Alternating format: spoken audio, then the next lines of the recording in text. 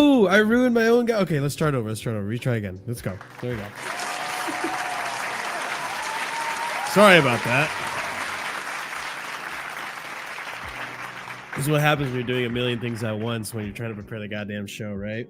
Especially during transfer window saga, and I'm by myself. So I didn't want to wait any longer. I wanted to give you guys a show, obviously. So we're going solo until someone gets here. I'm sure people are running late. But ladies and gents, welcome to the Casually Chelsea show. Be sure to smash up the like button. Be sure to subscribe to the channel because there are so much news going on, and I'm going to do the best I can. We're in for a bit of a rough one, but you guys already know how it works here.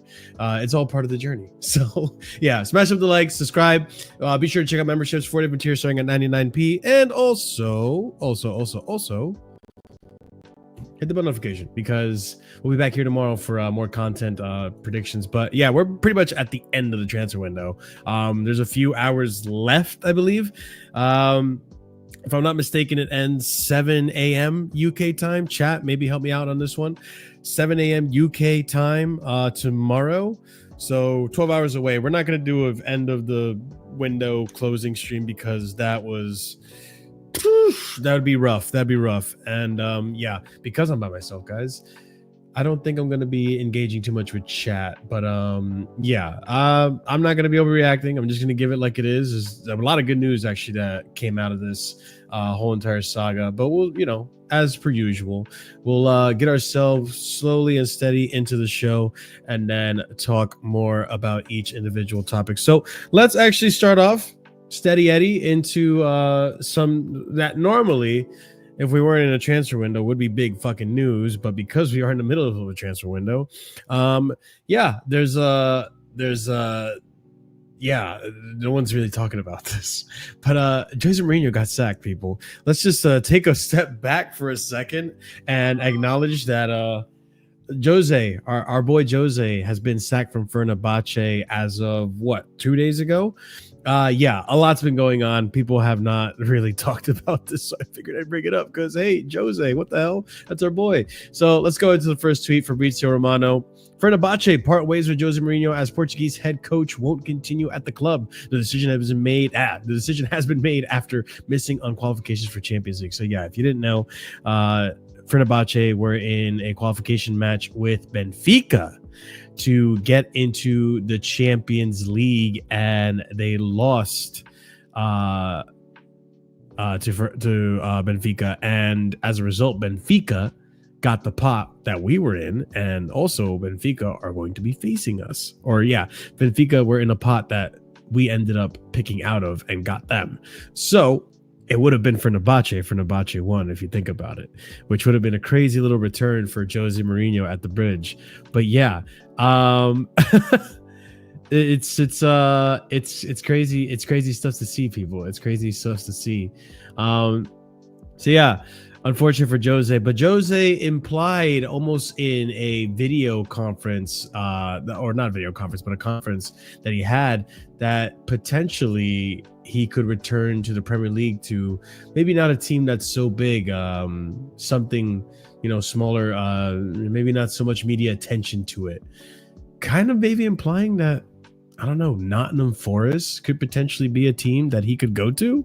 That'd be interesting to see. I mean, Nottingham Forest with it translates really well, because when you think about it, Nottingham Forest with Nuno, as of right now, they are playing a defensive style of football, right? They are playing a counter-attacking style of football. That's how they did so well last season, being absolutely physical on the ball and just tough to beat, which was the formula for some of the best teams last season, right? So Nottingham Forest for Jose, and an owner that's willing to spend a good amount of money, which is something that you need when you are, a team that is going to be managed by Jose. He's going to want his stars. He's going to want certain players and profiles. Yeah, I mean, it makes sense. Nuno on his way out. We don't know exactly what's happening with Nuno. Nuno could potentially get the sack. Apparently, they're burning bridges over there between Marinakis and Nuno. So it's going to be an interesting one to see. If it's not Forest, it could potentially be West Ham as well, which I don't see as likely. We got West Ham right now with Paqueta. Paqueta's obviously going to be a player that Mourinho would want, but Paqueta potentially now staying and rejecting a move, apparently, according to him and his reactions on the pitch, from Aston Villa. So a lot of stuff going on with Jose, obviously, because we're in the middle of a transfer window. No one's talking about it. But yeah, Jose kind of alluding that he would want to come back to the Premier League. And yeah, we'll see. Is Jose football going to translate in the Premier League this season with Nuno's team, who did do really well in the Premier League last season, despite the fall off towards the end when they were maybe a little bit more found out? They had a few injuries, right? Maybe the depth wasn't there. This Jose would translate right into that. It's the type of football he likes to do.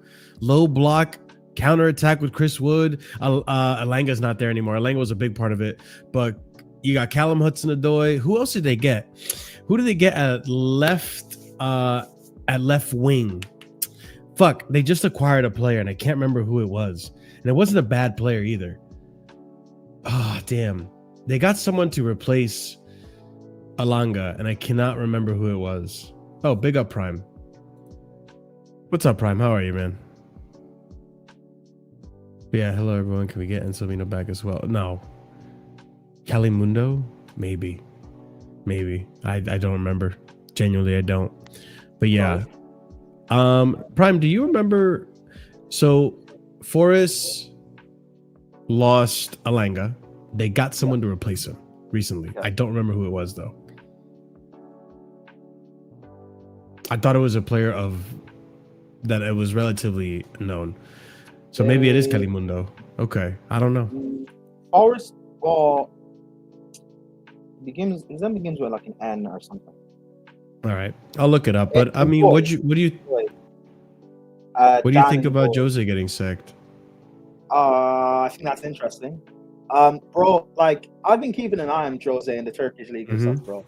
Like they were decent last season, but like Fenerbahçe don't like the Turkish league in itself is like extremely corrupt.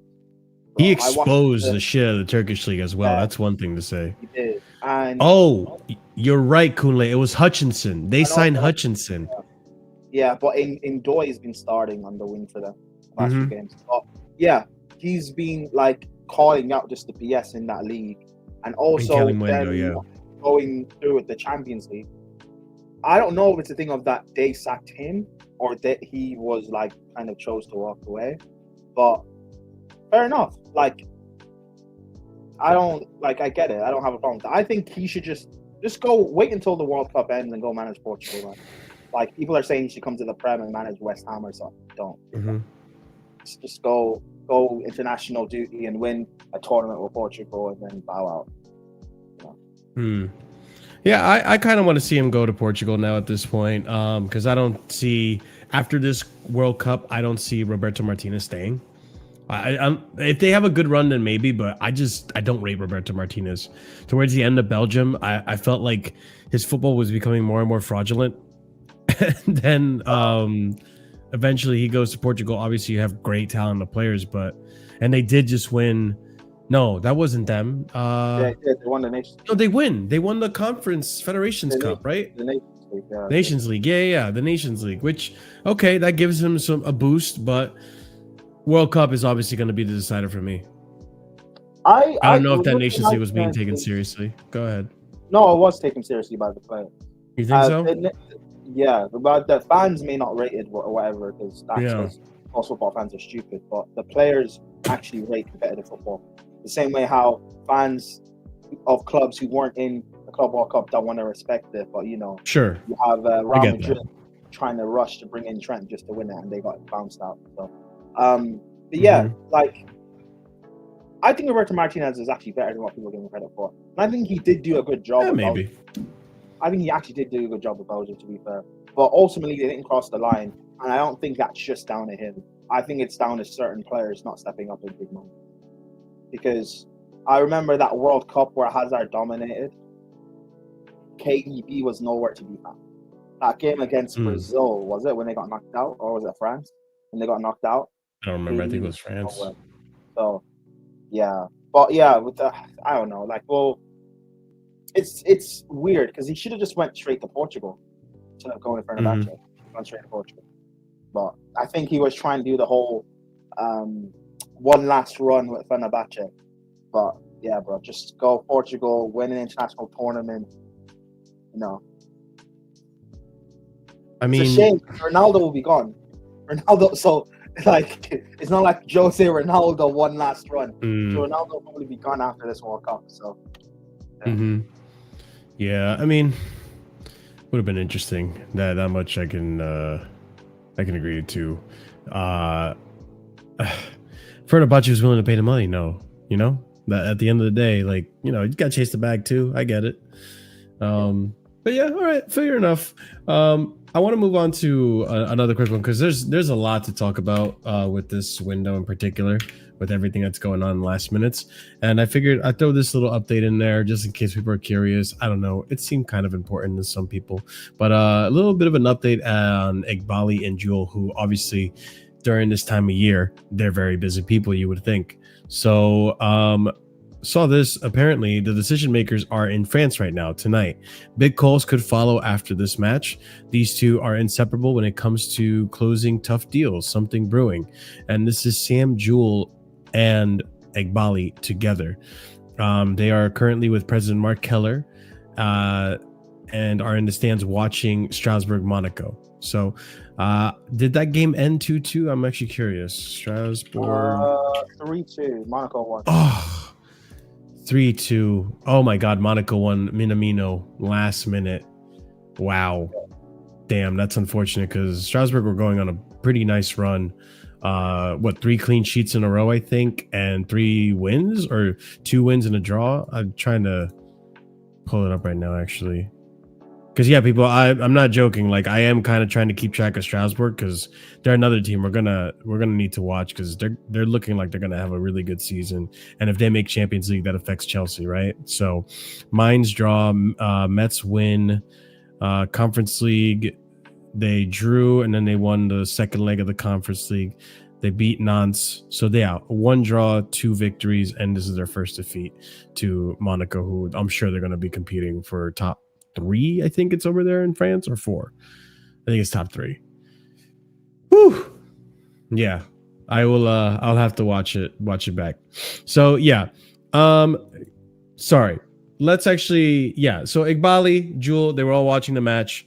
And who knows? I was saying yesterday, potentially, it might not happen, but with the whole striker situation happening right now, maybe they're discussing a way to get a backup or another striker to Strasbourg and then have Omega potentially come to Chelsea as a plan B, C, D option. Obviously, you guys can see that right now in the news, you have Jackson being touted to come back, the Conrad Harder links, which we'll discuss, and Guiu as well, which was another one that was in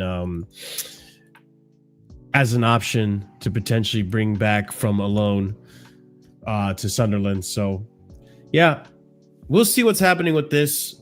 I don't know what Iqbali's and Jules' involvement is going to be in this transfer window. It's been kind of quiet. I haven't heard of Iqbali being involved with a signing since Caicedo, I believe. So it's not like he's involved in every single signing. I mean, maybe I'm wrong, Prime, but Iqbali, I think the last time he was involved with the signing was Caicedo. I think, yeah, they've only got involved in the big deals. It was Enzo before that, right? I believe it was Enzo before that. Obviously, before that even was Mudryk. So it was good, March. Hey, what's good, CJ? Big up. Were they involved in the Lavia deal? No, I don't think so. Oh, okay. I don't think so at all. So yeah, we'll see. People are probably going to be keeping an eye on him, trying to see what the actual plan is in the last. What we got? 12-ish hours till it closes tomorrow at 7 a.m. right, or 7 p.m. Oh, it's not midnight. No, there's a different time for the window closing. What time does the UK transfer window close? We'll ask Google AI. Okay, let's see.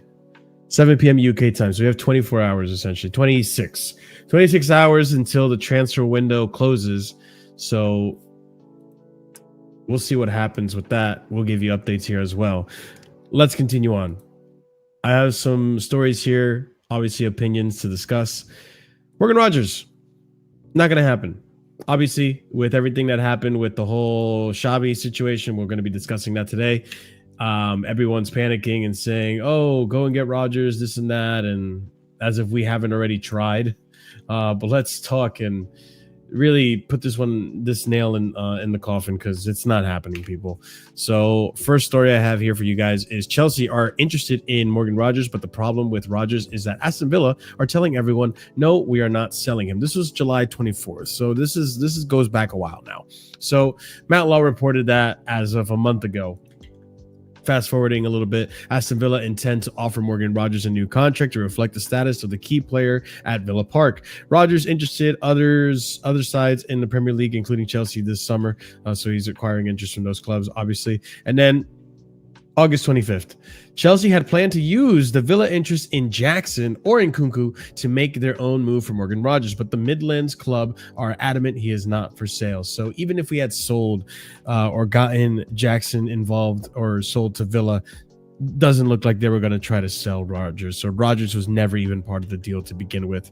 Chelsea had planned to use any Villa interest in Jackson to own for their own move for Morgan Rogers, but Aston Villa are adamant he's not for sale this summer. Chelsea have ended their pursuit, according to The Athletic, for Aston Villa's Morgan Rogers this window because they do not think he is for sale. There it is. So yeah, Morgan Rogers not coming. Maybe after this season, we can probably see potentially some type of move if we are still interested or even looking for that type of position. Anyone here bummed out about this not happening? Do we feel that it's maybe our directors not being good enough at the negotiating table to convince something to happen, or where do we stand on the Morgan Rogers? I saw something last night about Paqueta agreeing or Villa wanting Paqueta or agreeing a deal for Paqueta. And then Paqueta scored today for West Ham against Forest, and apparently he did a celebration where he picked up the phone and put it down or something, indicating that he kissed the badge. Yeah. So that then probably makes sense. So if they can't get Paqueta, then it doesn't make sense. Are you saying he's pulling an Enzo? Are you saying he's pulling an Enzo, Prime? Remember Enzo when he left Benfica? Kissed the badge, said I'm staying and everything. And then left after that. Enzo, yeah. I mean, Enzo also kissed the Chelsea badge. No, I mean, yeah, he has been linked to Real Madrid, but Real Madrid ain't paying that money, bro. And Enzo also did a lot of stuff. But no, yeah, that's true. I don't know. The Morgan Rogers, it is what it is.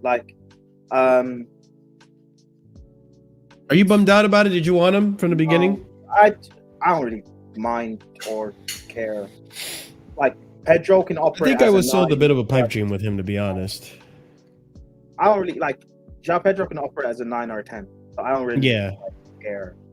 I'll be real. Like Rodgers is a good player, but like I just don't really care. Not big deal. Yeah, CJ, are you bummed out about Rodgers, or do you really not care? Did you not fall for the the trap? My thing with Rodgers is like he's a very good player, right? But I'm just struggling to understand how he fits into this team in a sense. It's just he's not really like the creative type of player. You know what I mean? Like he's more of a mini Yaya Toure.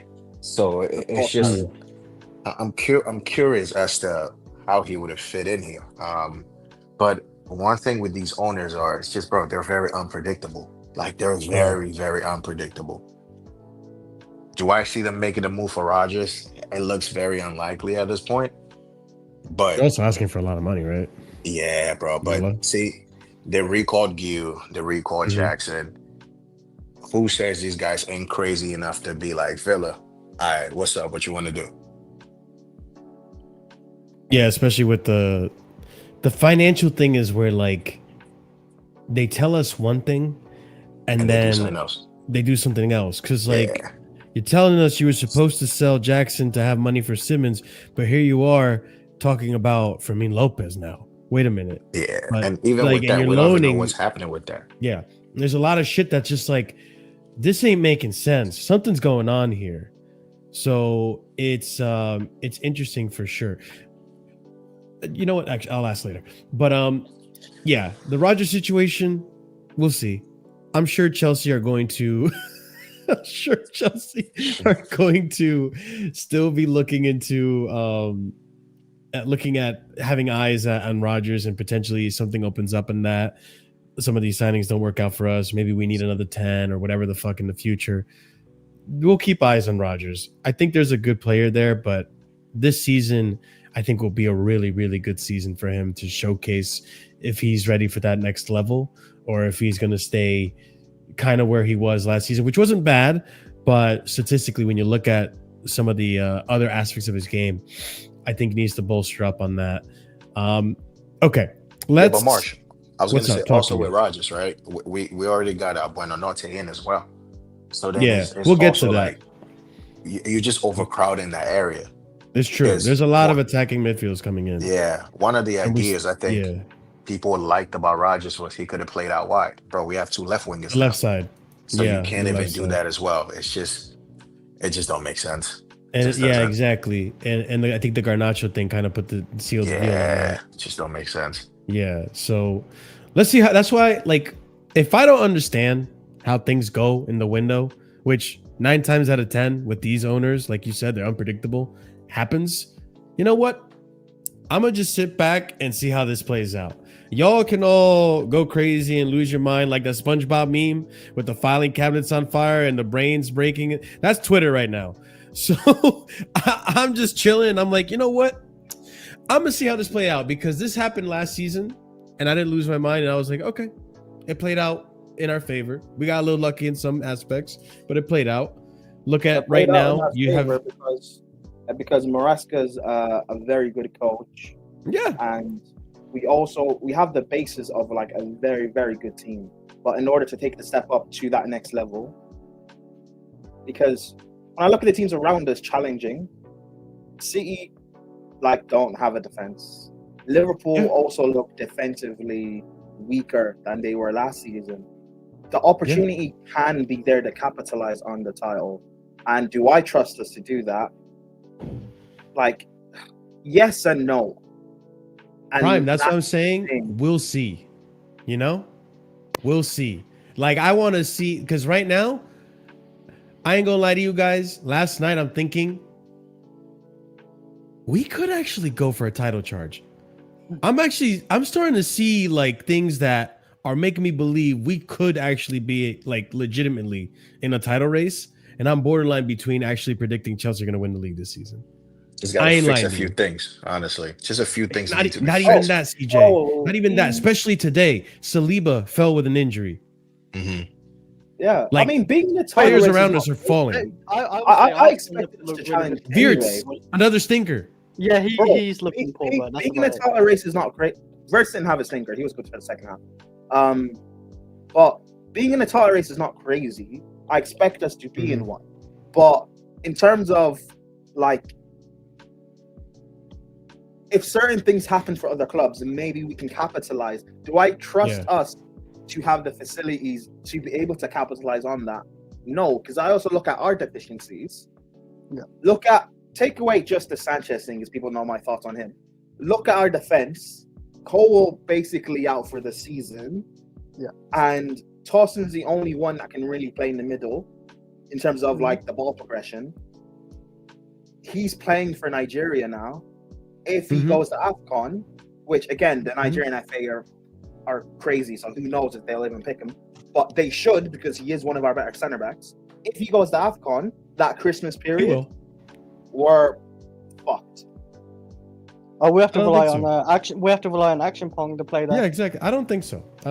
But again, we will see.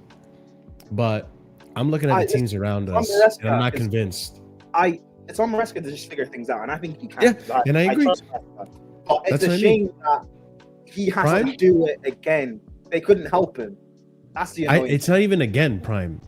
I think he's continuing to do it. You want to know why? I just realized yesterday, our last 19 games, we've only lost 2 and drawn 1. That means 16 wins. You look at that kind of run, bro, when we were saying before, Arsenal are in a title race. Arsenal looked like they're going to win the league. They're going to run away with it. And then City caught up with them in the last minute. Arsenal were doing those types of runs. Arsenal also had Ramsdale in goal. So I'm just saying, I want to see how the season plays out because we're looking like in really, really good form right now. Yeah. So time will tell with this one. Let's go on to the next one I want to talk about. We haven't forgotten you, my man. And the war is still continuing on. We appreciate you, Ahmed, but we do need to bring it up. Raheem Sterling and Chilwell still at Chelsea. We have to obviously get a little bit of updates going on with this stuff. Let's start off with this first tweet. Chelsea are open to loaning Raheem Sterling, and the player would be keen to stay in Premier League and close to London. We've already known this. We covered it a million times. Raheem Sterling has been offered to Fulham and West Ham for £20 million.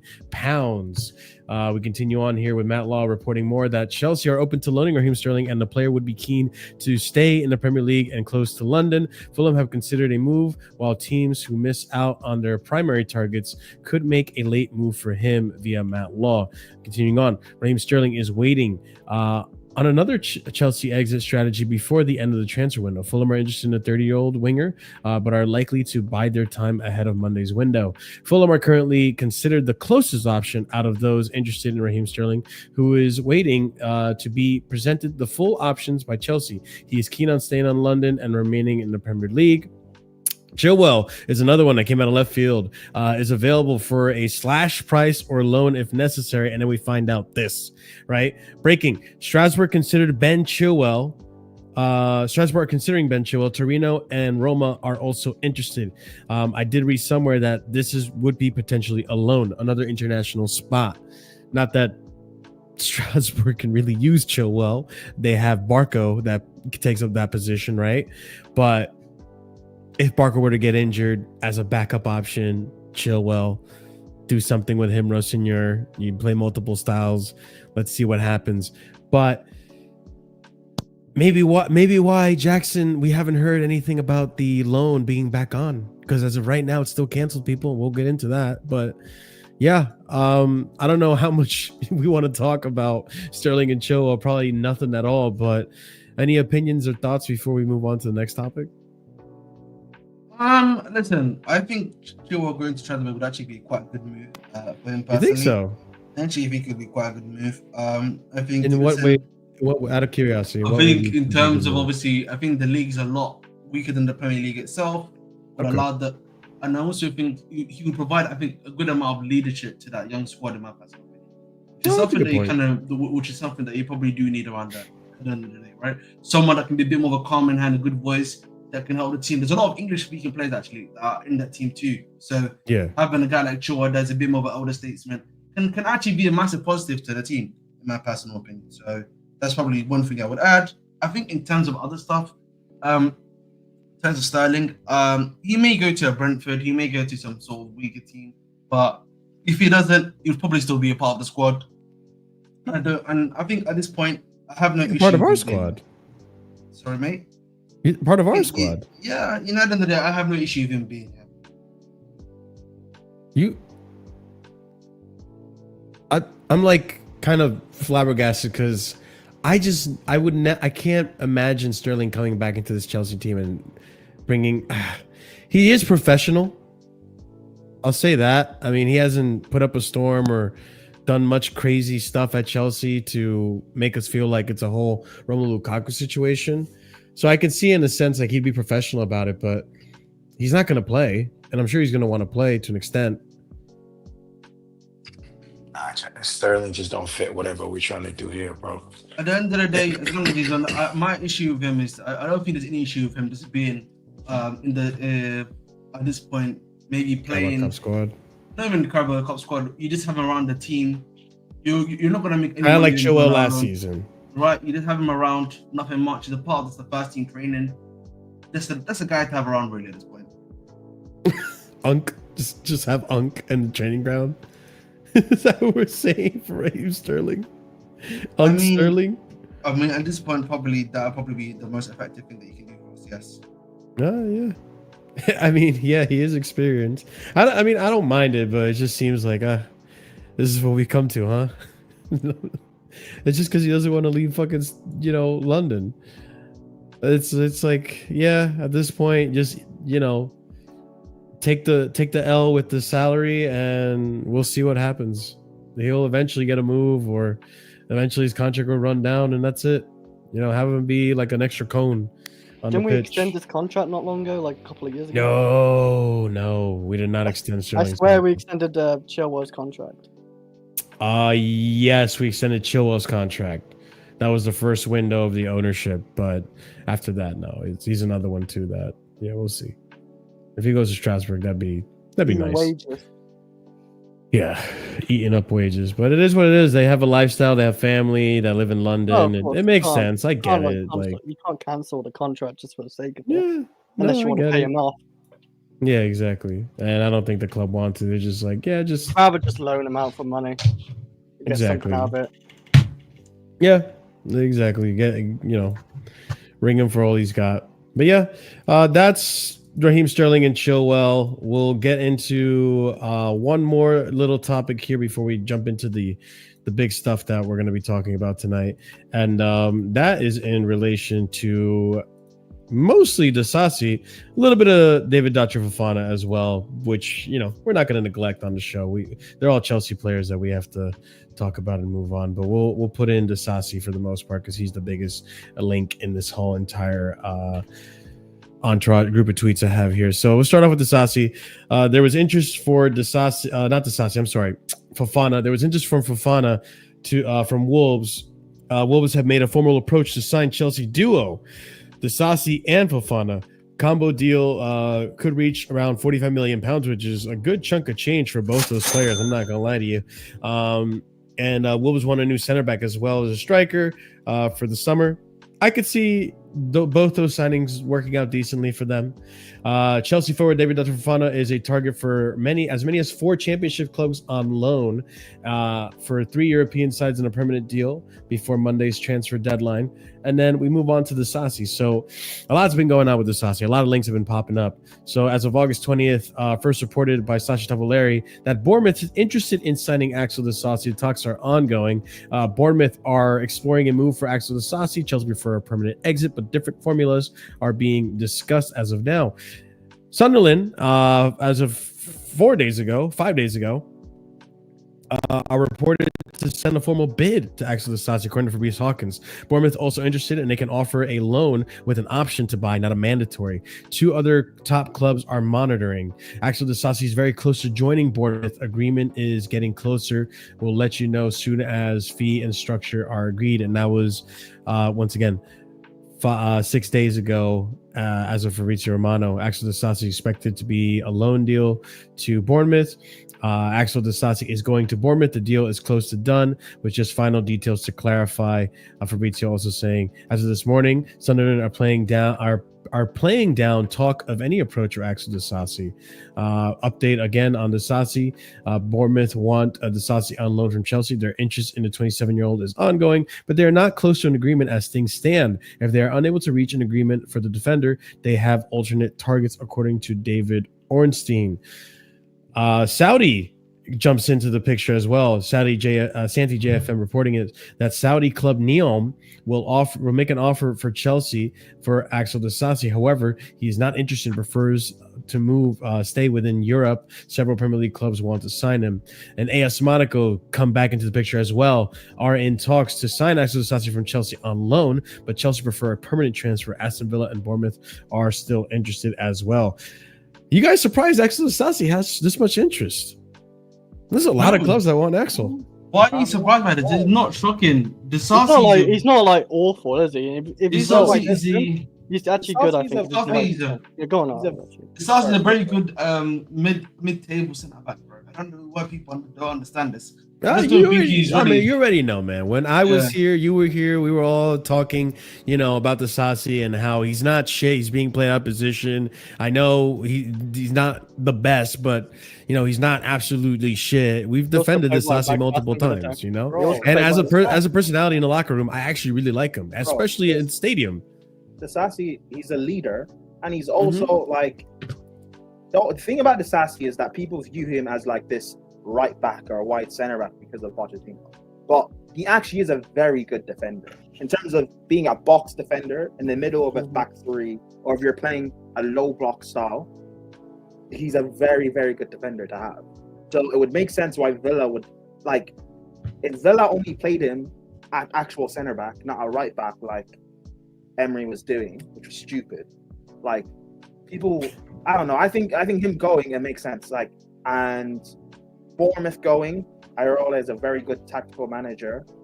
I hope the best for Disasi, really, because he is actually very good.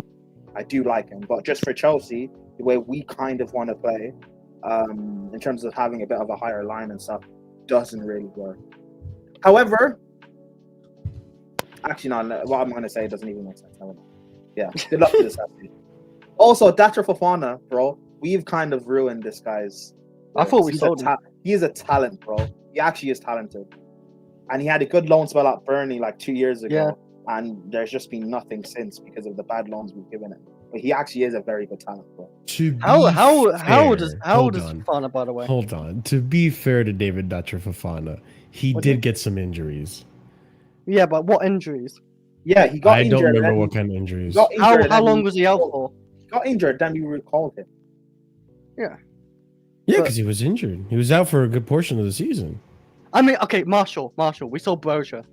He is an injury-prone guy and had nasty injuries. Yeah, obviously Broja was worse. I'm surprised we sold Broja. We saw him for what, 25 to 30 million? I don't know how we can't sell like that. It was a significant price, yes. I would rather have Fofana over Broja, but... Yeah, but the reason why we sold Broja for that amount... That's not agenda, come on. But we also... Cobham Agenda, my favourite player is a Cobham Agenda. No, that was better than Broja. But the reason why Broja went for that amount is because we sold 2 or 3 players to Burnley from Chelsea. We sold Leslie and I think Humphreys as well. So yeah, we gave him a whole package deal, here, 3 for 1 kind of price, It was just separated a little bit. Yeah, knee injury. Oh, it's not. Fofana, you looked it up? Yeah, the comments just said he had a knee injury, out for 5 months. Don't need it. Yeah, he was out for a while. Wiki comments, man, they just do it for you. Yeah, that's right. Wiki comments. Thank you, Ax. I appreciate that. Yeah, he was out for a bit. That was last season. And I think the season before that was maybe the Burnley season? I think that was the Burnley season. No, he played the Burnley season. Yeah, that was the season before last season. Yeah, it was because he went to Burnley. Union Berlin, and it all collapsed. It was a horrible loan. He got recalled, and then halfway in January window, he went to Burnley and cooked.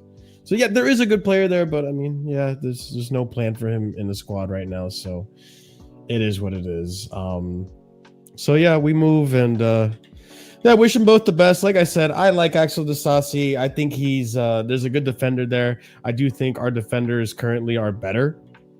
So like I'm not gonna miss him, but I think there's a great personality there. He was a bridge favorite to an extent as well. They liked his attitude and his energy with the crowd. So hey, I think also a really good leader, a good mentor as well.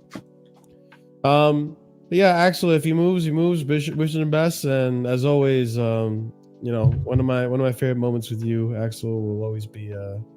You cook much at home? Yeah, I cook very well. Cooks very well. All right, let's move on to the next topic. So, before we do, smash the like button if you haven't done so already. If you're tuning into the live stream, and also subscribe to the channel if you are new here. What's going on, Prime? It was that. I can't hear you, Mike. What? You can't hear me. There you go. Say it again. What? Play that clip again. You cook much at home? Yeah, I cook very well. The guy that asked him the question, that sounds like Conrad. What happens when you invite girls in your place? Do you get a takeaway? You get a non-doors? Okay, now he doesn't sound like Conrad. There you go. I had to clarify. Okay, let's move on to the next topic. So let's talk about everything that's going on right now, guys. This is the whole Bumba, the whole what is going on, the whole thing that has people panicking and doing the SpongeBob meme where everything's on fire when it's just really panicked. not. I'm not panicked, man. You didn't see chat earlier, bro. But anyways, everyone crashing out, man. Everyone, you know what it's, man. I don't get it. Can I make a PSA, Marshall? Can I make a PSA? Yeah, PSA before I start this. I feel like everyone just loves to crash out. You know what I mean? We love crashing out. You know that. It's very easy to crash out when stuff happens. You know what I mean? That's out of our control. Sometimes I can't lie to you. In this situation, there is a very sound argument to make. A lot of the stuff does seem to be of our control. I'll be honest. And what situation? Like some of the stuff, the strike one. I actually make the argument that I mean, yeah, I do agree. I get, for example, the goalkeeping stuff, right? Where right, that was in their control. Everyone had every right to be angry about that. The centre back stuff is a bit more complicated, in my personal opinion. Partly because of who we have at the club, and then also partly because then who are you then looking to target to bring in, right? And then also the valuation argument and the squad planning, right? So for me, I understand that too. The striker stuff is a bit more complicated because I actually would make there's something they've done wrong in my personal opinion, which I agree with. But then there's also then the options available. That's what you also need to look at too. But let's finish it. I mean, we brought in 2 new strikers this season. I have no issue with the striker situation. I still have an issue with the centre back and goalkeeper because we spent an extra 40 million for Garnacho, and realistically, we could have just gone and got a centre back or keeper at least, and we didn't fill in. But goalkeeper situations, like, I don't like these explanations, but I have an explanation for that. The goalkeeping situation, there is an explanation in the sense that if you think again you're not going for the title, there's a logic to you saying, okay, we can keep Sanchez for another season, right? Then obviously the season after you can get maybe a Mañana on free. I mean, all Penders as well. It's not even that. It's the thing with Penders, which fair enough. Yeah. But also the centre back situation. You know how they said about like Maresca said he wants one, but then there are reports saying we have solutions in house. I think the long-term solution is for Anselmino to be playing centre back with Cole. Anselmino's now known at Dortmund. Or Mamadou Sarr, don't forget him either. Really? Yeah, but I don't know if Sarr is good enough to be a starter per se. But I feel like, go ahead. But yeah, I mean, regardless. But even with Anselmino, them both being out on loan, particularly Anselmino playing at Dortmund in the middle of the back three, which is what the problem we have now with no Colwell. Exactly. If the aim for this season wasn't a push to actually challenge and or win a major, then we could have just kept Anselmino. Especially now with the Colwell injury.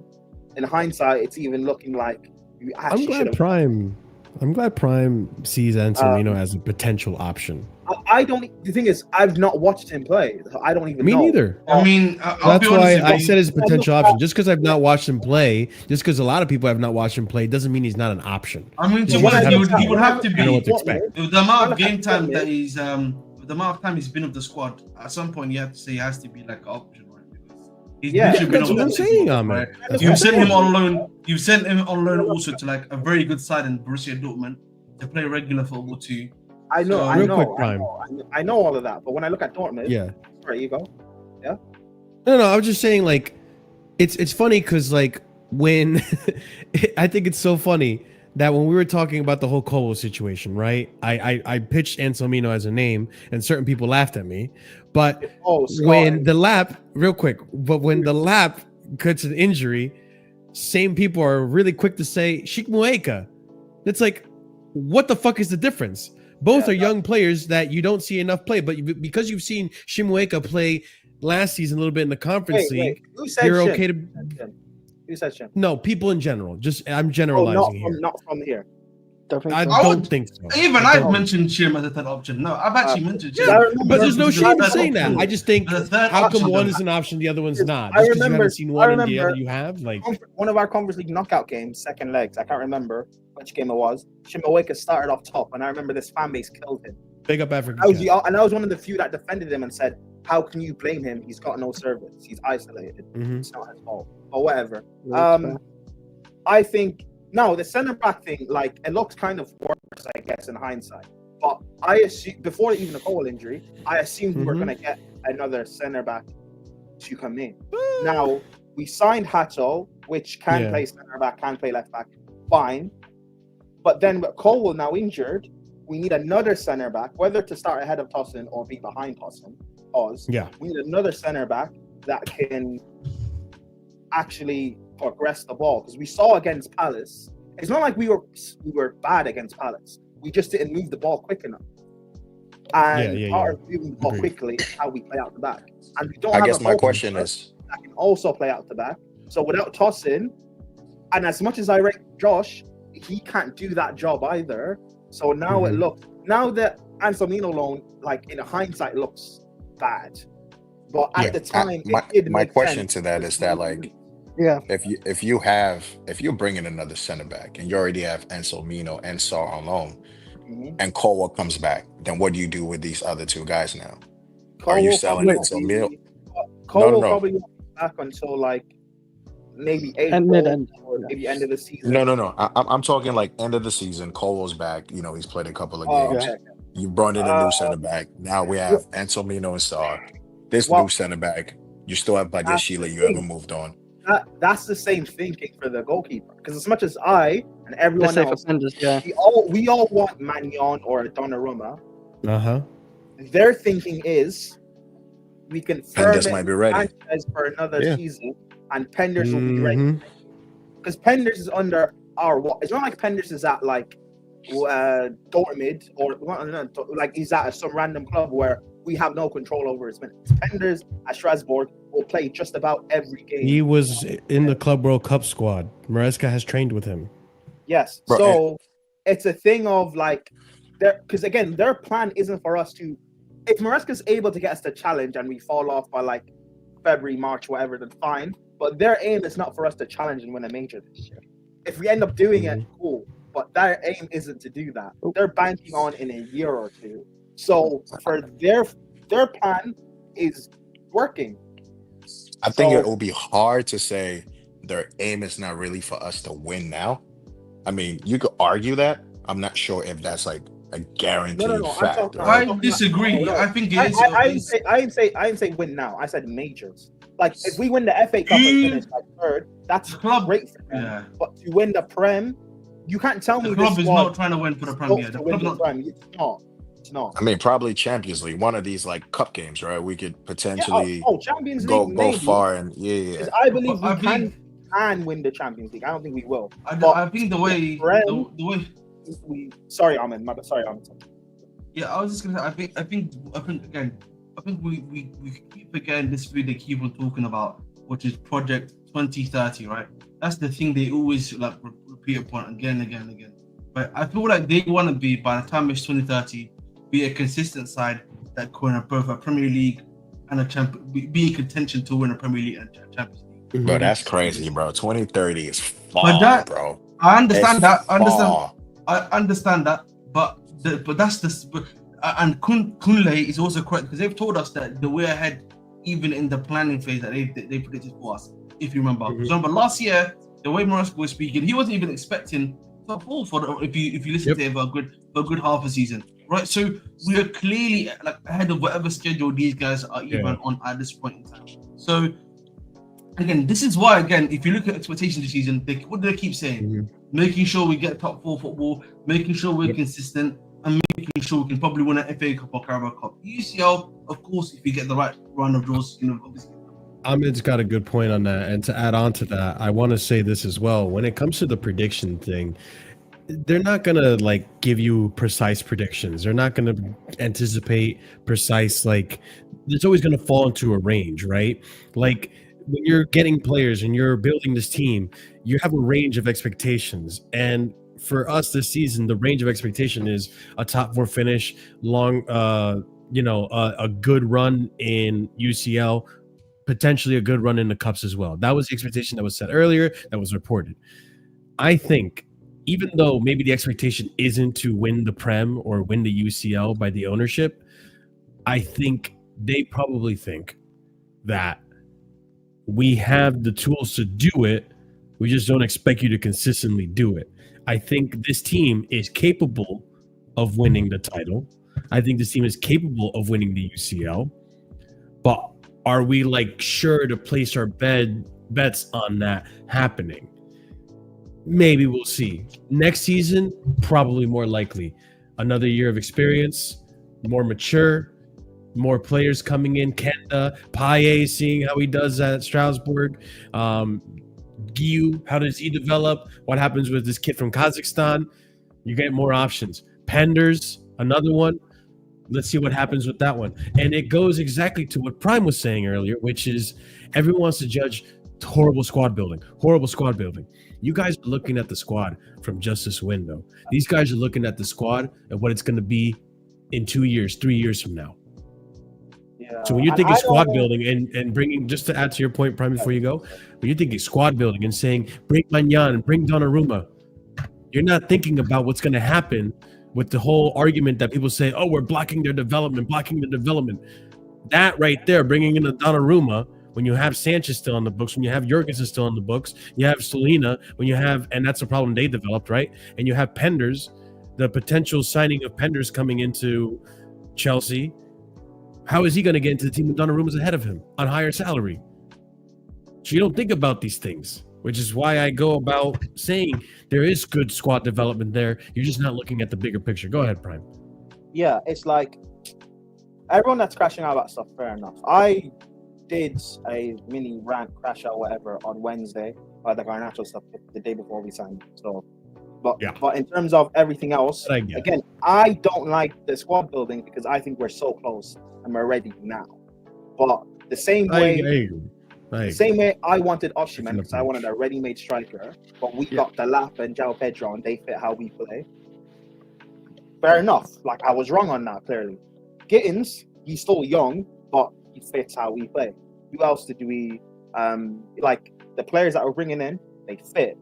But we brought Hato as well. Pretty good. Hato fits. Garnacho doesn't make sense, like in any sort of metric, but whatever. Agree. But it's they might see something we don't. But it's just the annoying thing is that we are so close. And when I look at, remember when the Champions League draw when it came out, right? Remember a few hours before, the club posted a video of the players talking about what teams they want to play. Everyone said Real, Barca, Bayern, PSG. So the players have the mentality of they want to actually do it. The manager, get the manager help. Like I can't have Sanchez saying I want to go to the Bernabeu. My dude, no. Like we're so close. Like we're same so time, close. Prime. Just to before we get into like talking about the striker situation, right? Yeah. Don't you also think to an extent sometimes maybe the manager doesn't know? It's got to be a balance, right? Because sometimes you look at, for example, worst case scenario, Ruben Amorim, Ten Hag. Look at the players that they got them, and look at what the fuck it's doing for the team. Look at how shit some of them were. Hoyland, Amrabat, Hoyland's on gone. and so forth. Is he gone yet? I don't even know. Here we go, loan. Yeah. Oh, okay. Hoyland's at Napoli now. Hoyland's at Oh, Napoli. he is? Okay. Yeah. Fucking Conte, what the hell are you thinking? But you look at the planning, and when you support and back the managers, sometimes the managers are building shit teams. We had it with Tuchel, where like, why'd you want Sterling? Why'd you want this and that? You didn't want a midfielder when you had Conte hurt and Kovacic fell with an injury. You got Zach. We forced him to get Zakaria and all this stuff. I get it. It's just that it's like, I don't know. It's just maybe they see a different solution, right? It's kind of like compromising. However, because we did back him. We did get him positions. No. I'm not saying he hasn't been back. I'm just saying like we're so close. Just get us what we need to actually cross the line. However, I will say this: the mentality these players have, bro. Even the players that I don't like and I cuss, like a Sanchez and stuff. The mentality these guys have say that they want to play the best. Sanchez came back and said, "Let's clap back PSG again." Yeah, bro. Like as much as. All I'll say is these guys now have the mentality of they don't like being disrespected because they believe they're good enough now. Even though we might say, oh, like we won't win it now or whatever, and the rivals will disrespect us, the pundits will disrespect us. These guys have the mentality. So as long as they have the mentality, that's a dangerous thing. We know at Chelsea what we're like when we have the mentality of actually doing something. We tend to cross the line. So like, as much as it's annoying. I don't know, like who. That's why I'm saying, Prime. I just want to see it play out. You know what? Enough of the window. I'm tired. I got all the dopamine I needed. Let's just see the football now. Because the football's looking interesting. If it was no Garnacho, I'll be real. I wouldn't kind of necessarily care. But now it's Garnacho. I now have to just bring everything down. I'll be so real. I know. Yeah, and even with him, I'm like forced optimistic on that one. I don't think these sporting directors support Maresca now. I think half the time they're fucking playing against him. I'm sorry, he needed a striker in the winter. He needed that. Two strikers. I'm sorry, he needed that in the winter when these fucking clowns. They weren't available. Sorry, what? João Pedro wasn't available. The lap wasn't. Yes, but you could have loaned someone. You were even yourself saying Kolo Muani. I said Kolo Muani, and all of you disagreed. Yes, but we said we needed a striker. What are you talking about? There were loan options everywhere. Kolo Muani's like a name I hear a lot, but like I've watched this guy and he just looks. Yeah, and I'm not even like saying that. Moise Kean to me, bro. Just. I don't care. We needed a striker. Just doesn't move the needle, you know. You had to have Pedro Neto being a striker for half the time, and freaking Tariq George, and it's because the manager did his job, not because of these incompetent clowns. And just because we've got two strikers now, I'm not going to give them credit for something they should have done 2 years ago. By the way. Yeah, nah. But just having Jackson. I agree. We left on Jackson. Hold on. No. We're not doing this. We're not doing this defense league because now I want to get to the main point, which is the shit show that fucking happened today that's pissing me off. These guys are legit trying to be against Maresca. We have a good squad. The feeling is good, and you are gonna fuck it up because you just got a Jackson who wants to stay at Bayern. You fucked up that transfer and are bringing Guiu back, so you got two people. What? Wait, that's true? Yes. So what could have happened was I don't get the point. You should have not hit up Jackson first. You should have asked Sunderland for Guiu. Before anyone responds to him, I do have to talk about that. So sorry. No, I understand. You should have hit up Guiu first before you even hit up Jackson and ruined that fucking loan deal. That 50 million we had in the bag plus then some. You should have done the Sunderland. You should have done your due diligence and done the Sunderland talk first before you fucked that up yesterday in the public. And now what you got is a Jackson who we know is petty. When I was talking about it yesterday, not just towards Chelsea, but in general towards opponents too. I'm just saying he's a petty person, which I like when it's for us, but shit against us. So we got him coming back with this agency who's not happy. You've now ruined that money that we're getting from that loan deal, which could have been a potential buy option. Now you're bringing back Guiu, who just started in Sunderland and had a goal. And by the way, Guiu's cup tied because he played in the Carabao Cup, so he can't even play in the Carabao Cup, so he's only available for the FA Cup. Okay, let me read the tweets real quick before we get into that one. All right, so let's talk about the striker situation. We have Liam Delap, right? This is what started everything. can't plan for everything, but this is what started everything. There are fears Liam Delap could be out for even longer than 6 to 8 weeks, according to Matt Law. This was reported earlier today in the morning.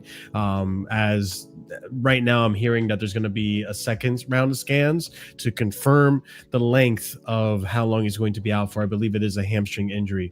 So let's talk about some of the options that are being touted out there. What is going on? We've lumped all the strikers that we've been linked with in this segment right here. So we'll start with Jackson. So Bayern director Max Erbel says Nico Jackson deal is currently on hold. Everyone will now revisit their network and contacts to a certain extent when then we'll see what is possible, as told here by his source. And also I will mention that Nicolas Jackson was a here we go. We were ready to talk about Nicolas Jackson. Here we go, a loan deal with an option to buy to Bayern, but that is not what has occurred. And he was already there in Munich as of yesterday when this all went down, and we heard the plan now to recall him. So Bayern could try and change the Jackson deal to a permanent, but time is running out and replacements are scarce, and they've made it clear they're only in the market for loans. Jackson is disappointed and was hoping to become the heir to Harry Kane. We continue on. Reports in Senegal from Jackson's family have confirmed Jackson is still in Munich and has no intention of returning to playing for Chelsea. Bayern Munich are interested in a deal for Josh Acheampong. There are indications that are pondering on the attempts to sign him on a loan with an obligation to buy. Chelsea have no interest in selling Acheampong. Figured I'd throw that in there. Chelsea are not letting Nicolas Jackson leave until Alexander Isak's saga is settled. There is still belief that Isak's future could spark late interest in Jackson from Newcastle or even Liverpool. This was as of 2-3 days ago. Bayern are looking to finalize Nicolas Jackson deal today or tomorrow morning. We find out that it is a here we go. We're going to get there. So Chelsea are holding talks now, plan to make decision about Nicolas Jackson's future tonight or tomorrow morning, evaluating a number of options, and the player could also end up staying, although that is unlikely at the moment, according to Sky Cava. Bayern are pushing like crazy for Nicolas Jackson, offered a loan fee of around £12.9 million, which I think could be a world record loan fee for plus covering the salary. And then here's the here we go. It was all confirmed and ready to go, people. Nicolas Jackson to Bayern, here we go. Deal agreed with Chelsea on initial loan. 50 million euro loan fee for 1 season plus buy option clause not mandatory for 80 million euro package and sell-on clause. Jackson set to fly to Bavaria with his agent Ali Barat from Epic Sports. This is Bayern on the plane. Nicolas Jackson's first picture as new Bayern player after deal agreed in the morning for Chelsea. Jackson is on his way to Bayern, and his agent Ali Barat and Diomansi Kamara, who has been moving like crazy on socials. We continue on. Ornstein. Chelsea informed Bayern Munich they will not be proceeding with proposal loan option for Jackson after the injury to Liam Delap. 24-year-old striker traveled to Germany for the move, but Chelsea requested that Senegalese return to London. Obviously, here we see Nicolas Jackson at the Munich airport. Medical was going to be completed shortly, and this was the 50 million euro loan.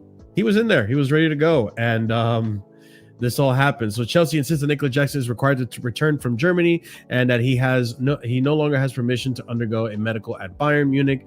Then the loan can end, yada, yada, yada. So Nicolas Jackson's stance, he doesn't want to come back to Chelsea after what happened this summer. Being out of their project, he wants to play for Bayern, which I have two opinions on that. Nicolas Jackson has to come back to Chelsea. Nothing was signed with Bayern Munich. He was given permission to travel and have a medical, and that permission has been revoked. Chelsea have a good working relationship with Bayern. It may have been different if this was a permanent deal, but Bayern insisted on a loan. This is a unique and awkward situation, but the expectation is that everyone is going to act professionally.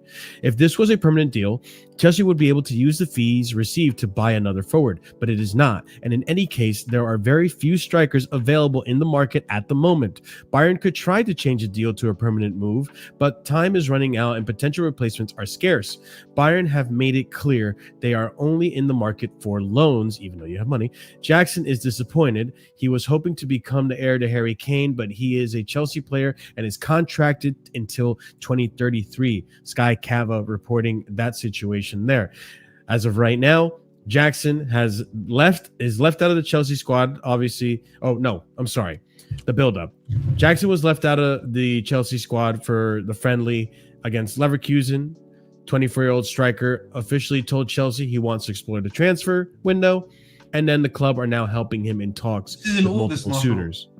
I know. I'm pointing this out because this is the way it went. Chelsea never forced the player out of the club. He chose to want to move. Chelsea were willing to keep him unless a formidable bid, came into the window, which it never happened. What we're getting right now is a 15 million euro loan fee for an option. We still couldn't sell him. So, yeah, it's not like Chelsea forced him out.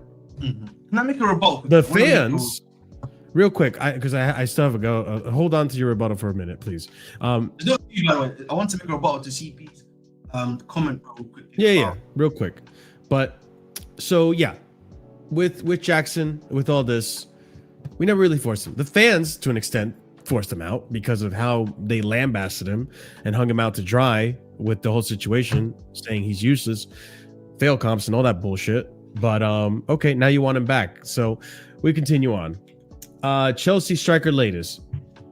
Fear scan could rule out Delap for longer than 6 to 8 weeks. Jackson does not want to return, holding out for Bayern. Chelsea option include permanent signing or ask Sunderland to recall Guiu, which a bunch of us mentioned. He is cup tied to the Carabao Cup, but hey, it is what it is. As things stand, Chelsea expect Jackson to return to rejoin head coach Enzo Maresca's first team squad. They are, however, studying contingency plans for the event of suitable proposals arriving for Monday's trade deadline. Chelsea considering signing a striker before deadline. Chelsea not allowing Jackson loan, but permanent possible. Lack of loan replacement means permanence being explored. Inquiries made for Conrad Harder of Sporting. Now, before we get into Conrad Harder, talks going on right now, Chelsea and Bayern Munich about Nicolas Jackson. Chelsea's position is clear. Jackson is a Chelsea player. If you want to buy him, buy him. That is not a bluff. Chelsea are not playing poker. Even if Bayern agreed to sign Jackson, Chelsea would still have to sign a replacement. And here's the thing. There are hardly any strikers available on loan anymore, so they would have to buy a last-minute replacement, panic buying, as some people would like to call that. Chelsea believe that Jackson loan agreement with Bayern has now officially been totally revoked. If Bayern believe in Jackson, they have to buy him. We continue it on here. Fabrizio also reiterating, if you believe in Nicolas Jackson, then buy him or include an obligation. The situation could change any moment, so everyone stay connected and ready. And here we have Fabrice Hawkins saying the decision to not let Nicolas Jackson go to Bayern was made by Chelsea board. Bayern did not want to seek a permanent deal for Nicolas Jackson, according to Sky Sports Germany. Exclusive, Nicolas Jackson Bayern deal is now 100% off, from Pletigol as well, confirming it. So then we hear links for Adaman Lukman. So Bayern Munich approached Atalanta about Adaman Lukman proposal for loan, including a sizable fee, option to buy at a significant price. 27-year-old attacker exploring options. Not necessarily a striker, but an attacker. We'll say that. So PYS also saying here through his connections, understand Chelsea have inquired about Kolomoani or Openda. Chelsea discussed Randall Kolomoani, but he still wants to join Juventus. And here comes Conrad Harder. So look at the date on this, February 12th. I like to keep some of these links in case they ever come up. And I happen to have this one, which Chelsea have been scouting Sporting's Conrad Harder since February 12th, after the transfer window. These links came out.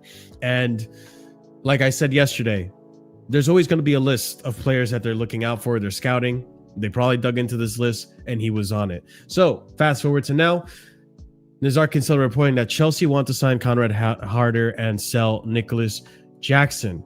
According to Red Bull Leipzig or Record Portugal, Conrad Harder has rejected Chelsea and wants to move to Leipzig instead because he would develop better there. I'll get the Leipzig tweets in a minute after I read some of these because I haven't got a chance to. Talks follow around Marc Guiu, as his loan does not include a recall clause for his window, for this window, so depends on club to club. Fabrizio Romano reporting, Guiu being another option. Latest, Sporting striker Conrad Harder is one of the players Chelsea have considered. Another option could be to try to cancel Guiu's loan to Sunderland and recall him to the Stamford Bridge. Chelsea have considered Conrad Harder. Another option is Matt Law reporting it. Recall the Guiu loan, and here we have it. Matt Law stating, the Bamba, Chelsea have reached an agreement to recall Marc Guiu from his Sunderland loan. Marc Guiu will not be allowed to play for Chelsea in the League Cup. And as of Jackson, another update here is Bayern have tonight told Nicolas Jackson and his agent Ali Barat to return to Chelsea. But let's see what will happen, because Chelsea have agreed to recall Guiu from his Sunderland loan. So let's see what will happen with Nicolas Jackson. As of tonight, I'm not in a position to say the story is over. Right now, Bayern told Jackson, you have to return to London because you are a Chelsea player, and we don't have the green light from Chelsea to proceed. Let's see what will happen on Monday. Okay, so that's all the latest in regards to Jackson, the Sunderland deal, Guiu getting recalled, Jackson not being allowed to go to Bayern. Listen, the stance has been very clear from the beginning of the summer, or the beginning of this whole saga, that since Jackson asked to leave Chelsea, you must leave on a permanent or an obligation. That was not done with Bayern. I don't know what happened in terms of the medical. It seems like this kind of seems like it really doesn't have much to do with Delap, actually. It has more to do with the fact that they wanted a permanent. So something going on there. Clarification is going to happen, because I can't imagine them recalling Guiu and Jackson from their respective loans that Jackson was going to go to, but he hasn't gone to, for one position that's missing. I don't know. Ahmed, you had a rebuttal. I'm sure you have more to say and add to this. Go ahead. Okay, so I think what's happened with Jackson is quite easy to understand. I think, listen, we can criticize the club, I think, for only having 2 strikers, right? I think that's the fair criticism to have.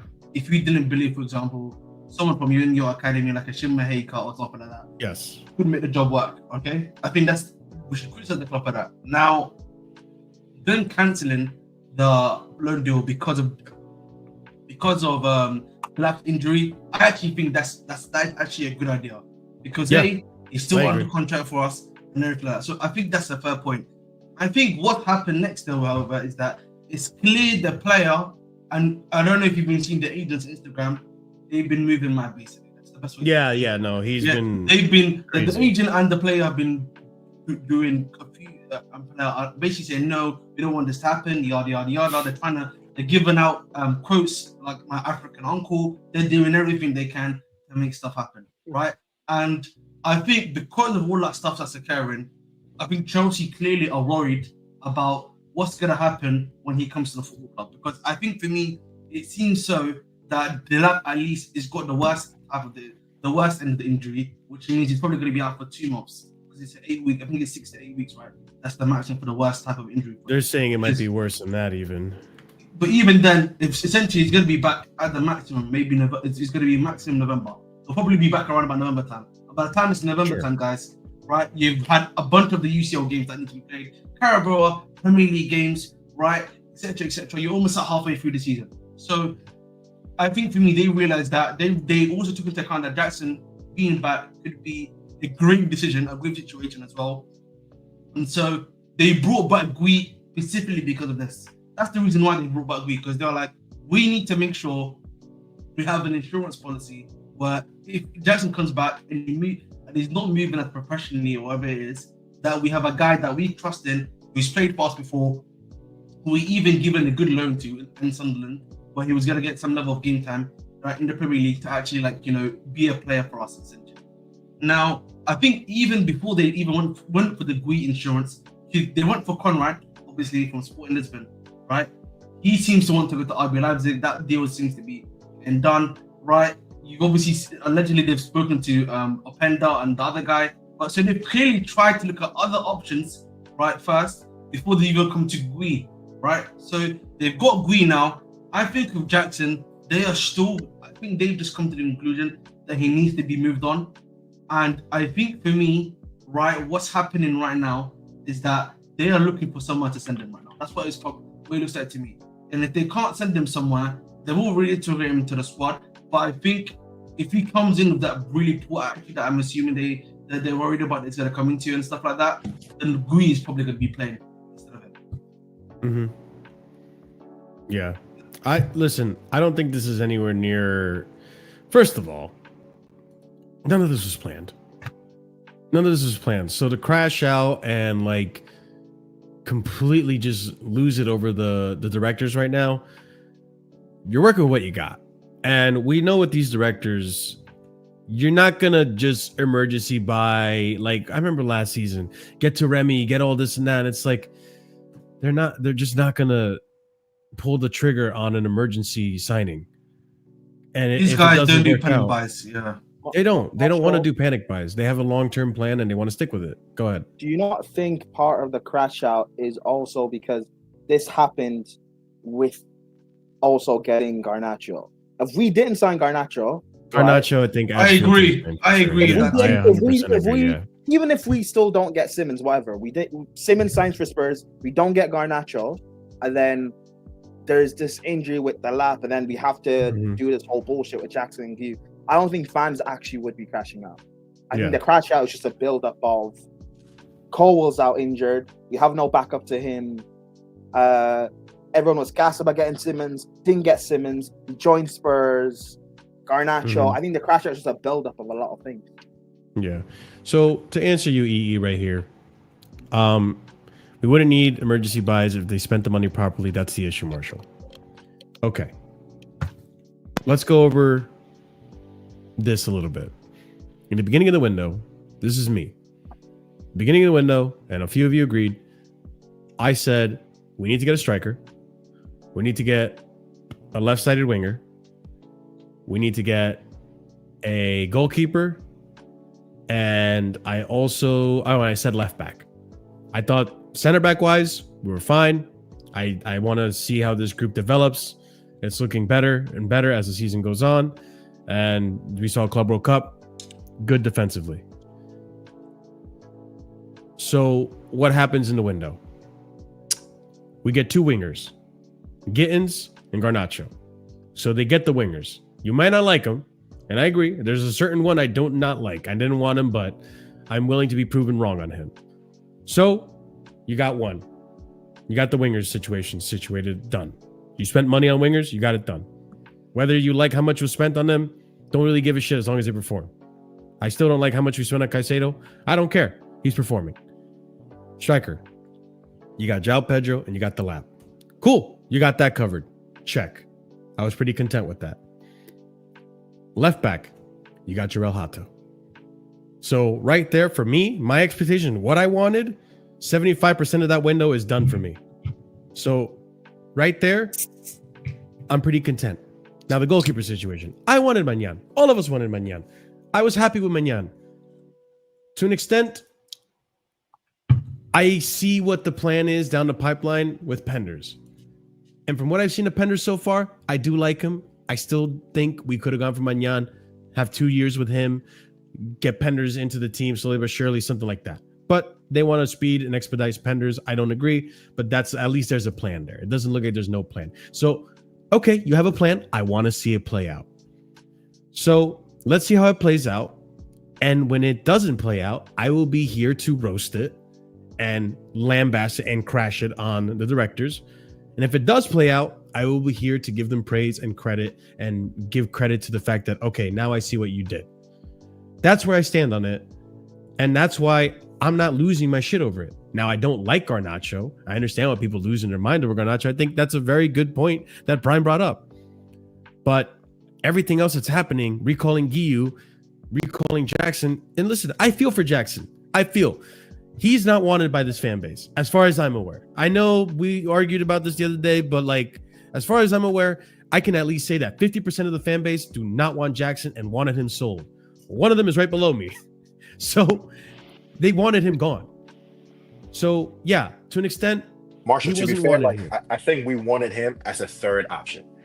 Like we all would have taken Jackson. You wanted him as a third option. Yeah, but CJ, a lot of people wanted him gone. Nah, I would have taken Jackson as a third option. Because I agree with you. I would have taken him as a third option as well. Would you be open to sell Jackson if you can get 60, 70 million? Yes. Yeah. No. I still would be. That's the boat I was in. But the thing is with me, I was willing to have him stay in the team or go. Unless somebody Either or paid, for me, I was unless happy. somebody paid the valuation, then I'd be like, you know Exactly. what? If you're paying 60, I can't keep him. I'll just go But the get thing somebody is, else to replace that him. was it from the beginning, CJ. We've always said we wanted this money. Bayern have not given us that In all money. fairness, look at the thing we put 80 million buy clause. That's how a bit much too much. They were still going to pay it. They wanted. No, they paid us 50 million euro. Oh yeah, the loan is fee. nice and generous, but like and the option to buy at the end of that, Chris, was 80 million euro. Yeah, that's not obligation. They won't go buy it. Exactly. I guarantee you. So the valuation was they won't still go buy there. it. The valuation was still there, though, right? So when he comes back, I don't think any club pays 80 million euros for Jackson ever. They paid that much for Sesko. They paid that much. United paid that. Watermaid was paid for like 80. I will say, million euros. I don't know what Newcastle think of that one, but like that's crazy. The price was there. The buyers were there. Yeah, so and I feel like if anything, they should just gone for Jackson for 60, 70 million. Bro, Ekitike went for 90 million euros. Exactly. I mean, exactly. Ekitike, you see how the strikers are out there going. Chris, Jackson is not a bad player. He's not good at finishing, but he's not a bad player. No, I think he's good at link up and all sorts like that as well. And his finishing, the last 7 months really tainted him because I honestly thought like his first year was great. He got 14 goals and his link up was good, and he played in AFCON and he got that many goals. And then the second season, he was starting so good. He was clinical. He was scoring like every 2 games, and then something hit him, and he just went onto a massive bad run. What it's just sad to see, really. Steve, to answer your question here, clubs don't rate Jackson like that. They do. They just are not willing. They're careful about buying the trigger. I think Chelsea would crack as well. One thing that we said, right, and they thought Chelsea would crack. But one thing that we've said before in this show is that you're buying the potential. Jackson still has a lot of potential, but does he have as much potential as Voltamade, who's what, 21, 19? I don't know how old that guy is. He's fucking a freak of nature. He's gigantic. Voltamade, how old is he? No, hey, you talk about Voltamade. Bro, he's like 22, 23. If you speak to Steve and to Jez, they'll say about Voltamade, his finishing is not it's still erratic, it's not the best. And they were still willing to pay that much. That's but that's also because the other players Newcastle won. They've been rejected left, right, and center. Newcastle have always had a pool of money to spend, but they keep getting rejected by players. So that's why they just spent on Walter. Thank you, Natalie. I mean, he's better than a lot of the strikers that went out, which is why I agree with the price. And so, listen, I get Jackson's end. He doesn't want to come back. You get the dream to play for Bayern. Bayern is no joke. Bayern is still very much a highly rated club by a lot of these players. You get to play for Bayern is a big deal. So I get him being upset, but you're a player, bro. At the end of the day, be professional. By the way, pardon? I think he would have played everywhere across the front line as a striker. At times on the wing, at times at 10. Because Bayern needed a left winger Musiala. before Musiala got injured. Now that Musiala is out injured, they needed 2 attackers. They got one in Diaz. They now need another attacker anyway. And with Muller also gone to MLS, they need another attacker. And that's why Jackson made sense, someone who could play everywhere across the line. But it looks like they're getting Lookman now, which, hey, I'm happy for Lookman because it means he doesn't have to go to Arsenal or Spurs. Because I was worried about him going there this summer. So. Well, I was gonna say and if Bayern had put the whole loan with obligation down and Delap got hurt, we would have just moved on and just got somebody else in. Yeah. Without even this whole, back and forth. They probably would have brought Guiu back if they really just couldn't find anyone else on the market of value. But see, the thing with the Jackson callback is between him and Guiu, I'd rather Jackson come back because he's just been the guy we've had to rely on the last 2 years. He knows the system already. Exactly. He's still not the greatest finisher, but between the 2 of them, he's the most experienced. So I'll rather the sure thing than the potential of Guiu coming back.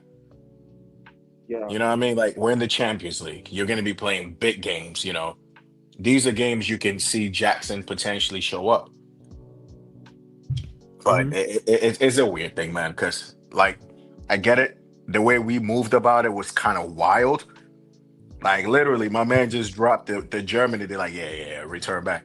That's nasty as hell. But can't really say I blame him because you're still contracted to Chelsea at the end of the day. Yeah. And you're still their player. So the whole thing with Bayern too is like, yeah, you really want the guy that bad. Pay Okay, for make him. it an obligation. You know, like just You have the just money. yeah, just make the obligation, but you Wait, don't want to what? do it. So it's just it's weird, man. Chelsea just like we got to protect ourselves either way. Yeah, Also- and that's why, like, at the end of the day, like, I want what's best for Chelsea. I don't know what Jackson I'm gonna get, but if he wants to go to AFCON, he has to play football. To an extent, it's in his best interest to be professional about this. I get it. You want the move to Bayern. I get it. The fans haven't treated you well here. You don't owe a shit. But at the end of the day, you're still an employee of Chelsea. This isn't abnormal, is the other thing I want to mention. Like, this happens all the time in football. The amount of times we've had to, like, do you think Bakayoko wanted to play for Chelsea all those years? You think fucking go ahead. I mean, you said it happens. That's why I'm not going to say it's common, like it happens all the time, but it is common. What I'll say is, like, it's just because what CJ just said. You'd rather have Jackson than Guiu, because at least Jackson's played in the actual team. He knows what we're doing.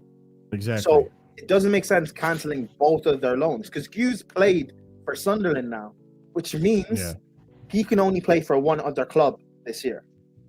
If he plays for us, he can't go back out on loan.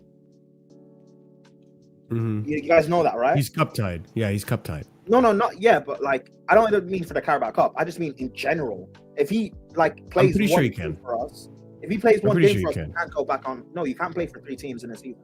Only play for 2. Remember, it's the same situation as Sugo. Sorry? It's the same situation as a Sugo, remember? The reason why we didn't buy a Sugo last January. Yo, I thought you said was- Bomba, bro. I'm like, what? Wait, what situation with Asugo? Was remember a Sugo last we tried to buy a Sugo in January last year, if you remember. Yeah. But the reason why we didn't buy him is because we would have been his third club. Because he played at Las Palmas, Sporting, and then it would have been Chelsea, would have been the third club. Yeah. So you can't play. Oh, okay, thank you. So yeah, you can't. Yeah. So with that's why if you're gonna bring back Jackson, which was the first thing that happened, that's fine. Because again, that makes sense. We want money. They don't want to pay the price. That makes Exactly. sense. Bringing back you doesn't make sense because he's already played for Sunderland now. So, but it makes the only thing that makes sense is what Ahmed said earlier, right? Which is the potential of he's a backup in case Jackson is not going to be professional in this situation. But if Jackson's not going to be perfect, because Jackson, well, he didn't say it, but it was reported he doesn't want to come back. He wants to go to Bayern. Yeah. Then just leave it to Jackson and then just get Guiu back. You have both of them back on the hope of you can try and convince Jackson. And if you can't convince Jackson, then it's Guiu. Listen, But, I like, have a theory. I have a theory. Vic. Prime, I have a Let me just Prime, I have a say theory. I know. I I wanted want to say Prime this. finish. Let Prime This finish is- real quick. this. Jackson, because I heard Marshall said about him, he needs to play to go AFCON. Jackson will go with Senegal to AFCON, even if he doesn't play from now until December. He will. He's going. He's guaranteed to go. So, like, I don't know. It's just sorry, Ahmed. Continue. My bad. Sorry. No, I have a theory as to why the Guiu stuff has happened right now. And the other theory I had is that Aston Villa. I don't know if you saw it today against West Ham. My guy Lewis kind of violated them. So, I don't know if you know yesterday they had agreed. Yeah, a he loan did the deal. celebration. We know. And remember, they are still heavily linked with Jackson, and they were willing to do a loan of obligation to actually buy Paqueta. So this is why, for me, my theory currently is that I think that Aston Villa has come back in for him, and I think they're going to try to agree a loan obligation with Aston Villa for Jackson. Yeah, that's not a bad theory. Vic, let me tell you this, my friend, my good friend Vic, longtime supporter of the channel. Big up, Vic. We got to protect ourselves in what way? 15 million freaking euros. Bayern will pay up if he performs, or you can sell him for 40 million to someone else. If Jackson comes back, we won't make money. That is waffle. We will make money off Jackson. There was a option to pay for 80 million euro. He was at least going to hold his value on that loan to Bayern. And again, why would I sell myself short out of disparity, like desperately, when for one, we're trying to get Fermin Lopez still. Like, we need that money. And again, we've stood firm on this. Like, it's Jackson that wanted to move. Chelsea were willing to wait until an offer came. Now, because Jackson wants to move, Chelsea now have to help Jackson, or are offering to help Jackson find a move out. So again, this wasn't a plan from the jump. They were willing to wait until 70 million euro or whatever, 80 million euro formidable bid come to the table for Jackson. And that's what they've been asking for from the get-go. And we were willing to meet in the middle with a loan, and not even meet in the middle. This is heavily helping out Bayern. But we got 50 million euros, said fuck it. Okay, and maybe you'll buy him at 80 million euros at the end of the contract. But now we're in the situation we're at. Just quickly, Marshall. A source just told me that apparently Fabrizio has just literally, I think a few minutes ago, reported, let's see what happens to Jackson. So for me, again, you brought back Guiu, and now Fabrizio's reporting that. For me, that is just, again, more flame to the fire that, you know, you are trying to, you know, there's something going on with Jackson with another club, essentially. I think so too. Something's going to happen with this. So you think he's going to sold out another club? Maybe. Yes. That'd be crazy because like he was so close to like going to unless Chelsea already knew there's another offer and they like pulled the plug because it didn't. No. I think Chelsea. It's not happening. I promise you, I think Chelsea genuinely panicked after the injury to that. And no, but like they brought back Marc Guiu as well. No, like, it's not logical. No, Marc Guiu only got back 2 hours ago, Chris. Yeah, not even an hour ago, Chris. But okay, then maybe they got an offer recently, like last few hours, maybe. No. But I'm talking about. To back up what I'm saying, Marshall. I'm talking about what I'm saying. A few days ago, fucking hell, I don't know. I can't find it. There was a tweet that said something about Isaac that Chelsea would. Do you think maybe that Jackson in Newcastle and then we try? No, okay, never mind. It's like he's going to Liverpool, bro.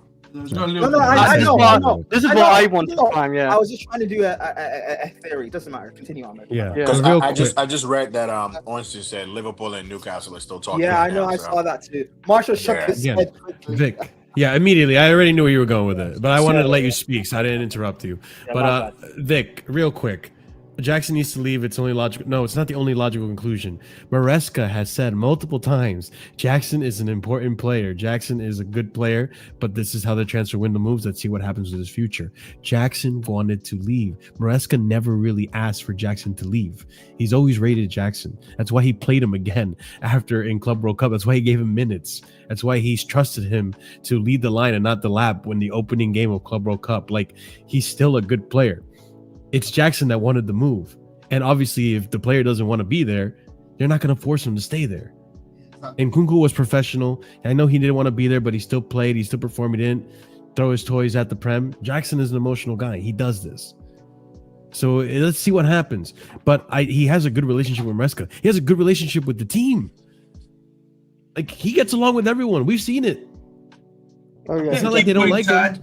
I think CFC unit, yeah. I think the thing is, yeah, I think Maresca had a good relationship with Nkunku. I don't know about Felix, but with Nkunku, he really did have a good relationship. He said he was a top player. No, it's not even about what he was saying, it's what he was doing. He was still willing to give Nkunku minutes, even Premier League minutes. He was still giving Nkunku, unlike João Felix. He was still worked out with Nkunku, Vic. Right? He literally was bringing him on. But I just want to make the point. I've said this before. I don't want to say this again quickly, just so Chris understands this a little bit more. No, I was just doing my point of view, like what's going on. Yeah, I know, but he interrupted me what I was trying to say with it first. Because what happened was, Chris, right? Essentially, we panicked literally straight after that. It was literally 3 hours afterwards that we cancelled that loan. Literally, I think it was even less than 3 hours that we cancelled that loan. So for me, it was like, okay, we can bring Jackson back. There will be no hard feelings on his side because he's still staying at the club. He's going to play consistent football still. Because remember, the way we play right now is a two-man striker formation. But you can say maybe you think he's playing the 10 or whatever you want to call it. It's more of like a guy behind the striker, though, isn't it? It's like second striker. It's not a 4-4-2 exactly like that. No. It's a 4-2-2-2. That's how we play now. But like, I think for me, we clearly have like a two-man striker formation. That's why Delap is playing with João Pedro the way he does, because there's two of them. The two attack almost together. preemptively. Like when one goes wide, one moves central. When the other one's there, essentially that's the way it works. And so he would have gotten a starting position alongside João Pedro with Palmer maybe and someone else on the left. And I think the club thought he would be happy to do that. But I think what's happened was Jackson himself, I think, was not willing to compete. That's something I think I've said to you before, Marshall. But he's not willing to compete. And I think the club, when they brought in Delap, they brought in João Pedro, they were also like, can we live without Jackson? And I think in their head, they had thought, because Delap's injury record is actually really good, by the way. He doesn't really get injured. Obviously, this is his first major injury, sadly, at Chelsea. But he barely gets injured. I know João Pedro is a bit more of an injury-prone fellow, but the way Maresca does stuff with injuries and stuff, I think they felt they could survive with two of them. Mm-hmm. No, it's just Maresca's comments. What I was just saying, like with the whole like bringing him, it doesn't like bringing in Marc Guiu. If they think like Jackson is gonna stay, why bring in Marc Guiu or whatever you say his name? I keep forgetting, but like do they have like an offer? Like you said, it was never. No, but I'm saying the last couple of hours. I'm sorry, not you. No, but I'm just saying the last couple of hours. I don't know. Maybe there's something going on in the background and the scenes. We just don't know yet, and maybe that's why they bring in Marc Guiu in now, because it doesn't make sense if they did bring him in and we keep Jackson. It just wouldn't make any sense to me that situation. Okay, two things I want to point out. Chat, everyone, open up your ears. Maybe you tuned out. Tune back in. Lock in, chat. Let me tell you something here. Gotta clarify this. I've clarified it multiple times. I'm not getting over it. I'm sorry. We didn't force Jackson out the club. We were willing to wait for a formal bid, a reasonable bid, to come in, and he would go. We would be willing to sell him for a formidable bid. We didn't want to move him. We were willing to keep him, or if a formidable bid comes, sell him. He then stated he wants to go to a club where he feels important, meaning he gave intent that he doesn't want to stay at Chelsea and fight for his place. I'm sorry, if I'm a starting striker of a club that, even though I at least helped in the beginning of that season or the first half of that season achieve top 4 because I was on a 9-goal streak during that time, then all of a sudden 2 strikers are bought, both of them play in front of me. I'm sorry, the club is pushing me out. The club is pushing me out. If I'm a starting striker at a top 4 club, I don't think the lab pushed him out though.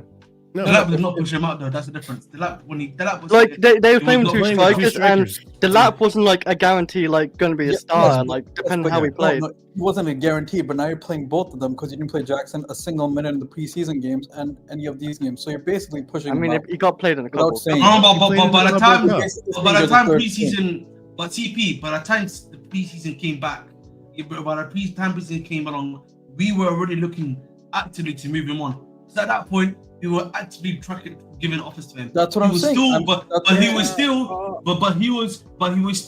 a member of the first team, though. He was still training. Yeah, sure. Disasi's a member of the first team too, but we're also trying to get rid of him. Disasi's a member of the first team too. We're still trying to get rid of him. Fine, getting the lap is not pushing out Jackson because we needed another striker anyway. Yeah, that's fine. When you got both, and you're playing both. Once you sign João Pedro, it doesn't matter whether you play the 2 together. That's irrelevant. Once you sign João Pedro, then then it's pushing Jackson out. Yep. Because Jackson has then. But João Pedro wasn't necessarily but can I give a hot take here? Can I give a hot take here? I'm going to give a hot take here. I still don't think it's pushing him out because Jackson is still the number 1. Jackson has been the number 1. From Jackson's point of view, it is because he just wants to. Yeah, you just bought 2 strikers. But listen, but the thing for me is that if I'm Jackson, that is also probably a sign for me that I need to step up my game. I know. It can be both ways too. It can be both. You're right. It should Fabrizio, right here, people. But August 7th, he wanted to go before our preseason. Yes, because you literally favor João Pedro and Delap. You're pushing him out. He's 3rd string striker. In his view, you are. He is. You can look at it that simply if you want to, CP, but you're smarter than this. You know that Maresca wants to play with multiple attackers, not striker, winger, attackers, versatile, that can play in multiple parts of the pitch. What can Jackson do? Play as a false 9, play as a 10, striker, left-sided attacker. What can João Pedro do? Left-sided attacker, same thing. The lab wasn't that. The lab wasn't. Wait, let me just land real quick. Let me just land real quick, CP, because I want you to get my whole point, so that we're not going back and forth on this, and we can make progress on this, so you can understand my point. The point is, when João Pedro came into this team, I from the get-go said, oh, like a Firmino, not a striker. Like a backup second striker, a 10 center forward. You know what I'm saying. So and on top of that, Brighton, he played a lot of minutes at left wing, not necessarily striker. So I'm thinking, oh, like a left-sided attacker, Xavi Simons type of option. So I never saw it as, okay, Jackson is now third choice, like where Guiu would be in this current situation. I saw, okay, Jackson is going to be rotated in games and he's going to get minutes. But he didn't see it that way. And on top of it too, let's not forget, we know that Jackson got this way because he never had real competition. Thank you. That's the whole point. He never had real competition, and he always is. I'm ready for the fight. Breaking news. Related to Jackson? No, this is bigger than Jackson. This is bigger than Chelsea. How is it bigger? Liverpool agreed 130. Newcastle tonight agreed 130 million sale. Yeah. Good for them. Yeah, that's not record transfer, by the way. Hey, that's not bigger. Ahmed, we spoke on that earlier. Yeah. Oh no, it went out 2 minutes ago. Yeah. Also, Liverpool are closer to getting Guiu as well, or not Guiu, Guehi. Guehi.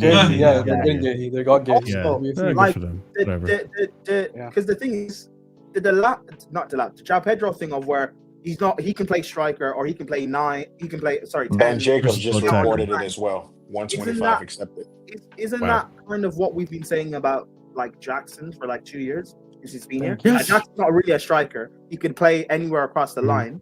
That's kind of why Bayern bought his direct replacement. Line.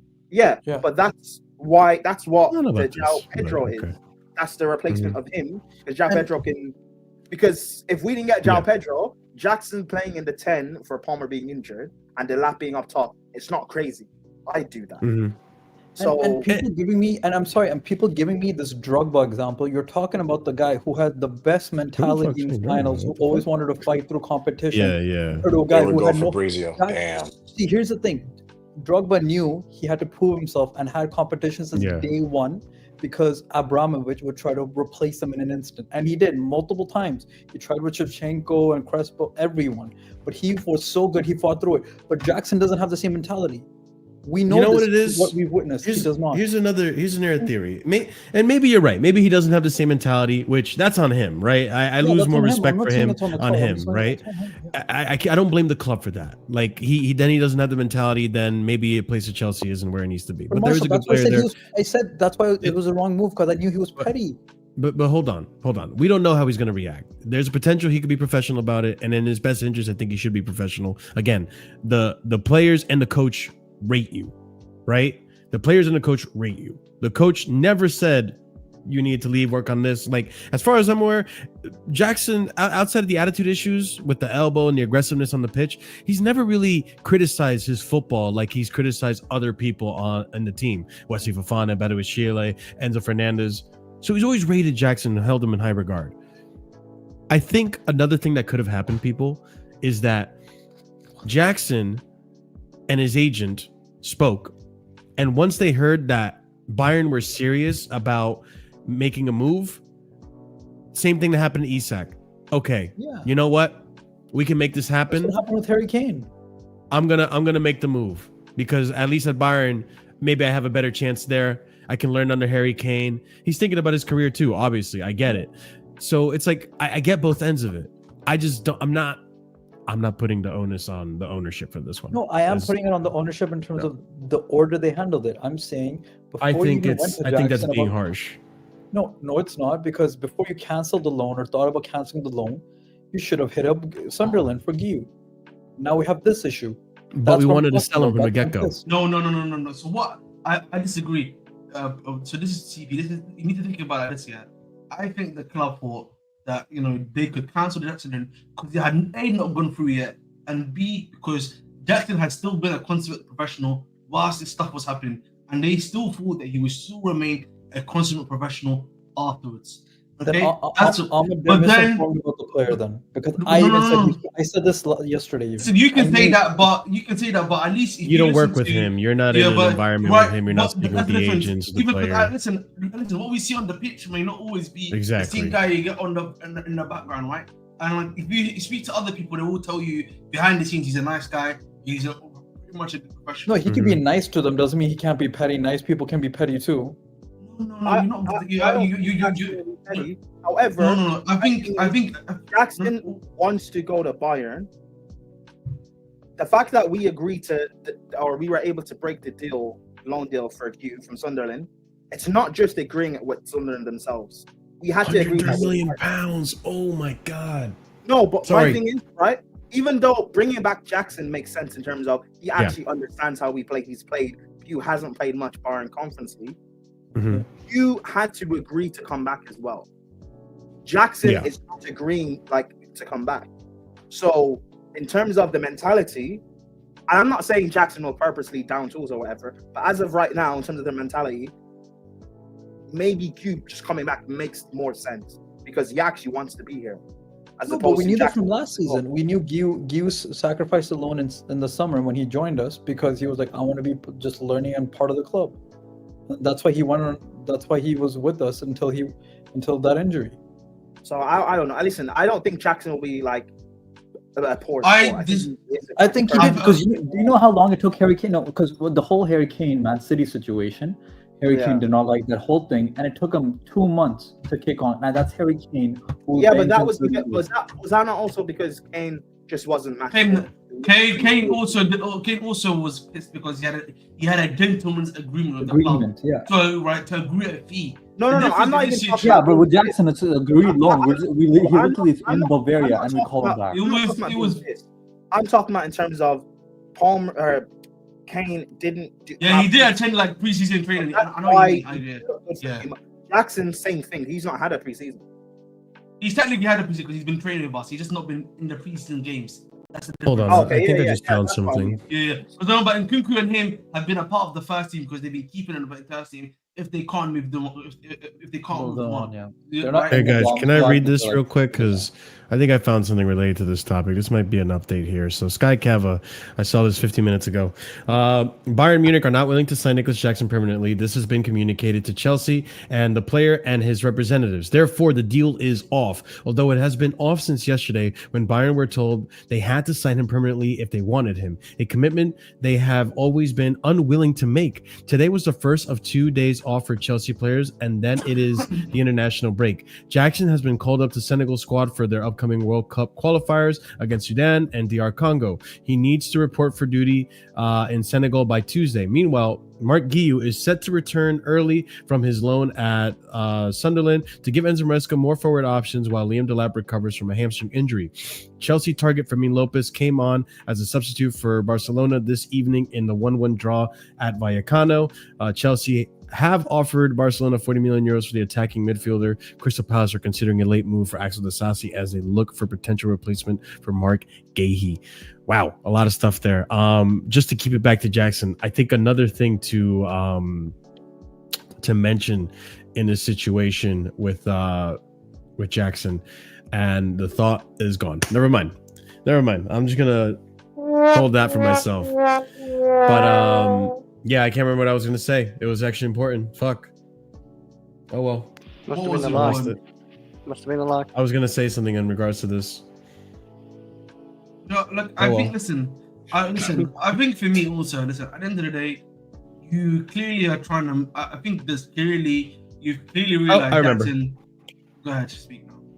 Oh no, I was gonna say, like, to an extent, there could be a theory out there that this was the agent kind of forcing it to happen. Like, I don't know, miscommunication along the lines, like the printer accident with Ziyech. Like, it could be something as simple as that too.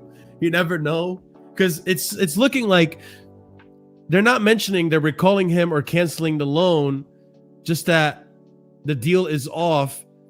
Commitment has always been they were unwilling to make a permanent thing. Like, this sounds like a miscommunication to me. It's been off since yesterday. Bayern were told had to sign him permanently if they wanted him. So remember yesterday, they have been unwilling to make. So remember yesterday when they had cancelled that thingy, they had told him we need to keep it obviously for X or Y reason. The only way you can get your hands off of him from us as of right now is a permanent deal. Because remember, the initial thing was a loan of an option, but obviously because Delap got injured, they were like, we're gonna have to cancel the loan because we need to keep him, but we can let him go if you make it a permanent deal. Oh, actually, I understand what you're saying. You get what I'm saying? So that's what happened. Yeah. Okay.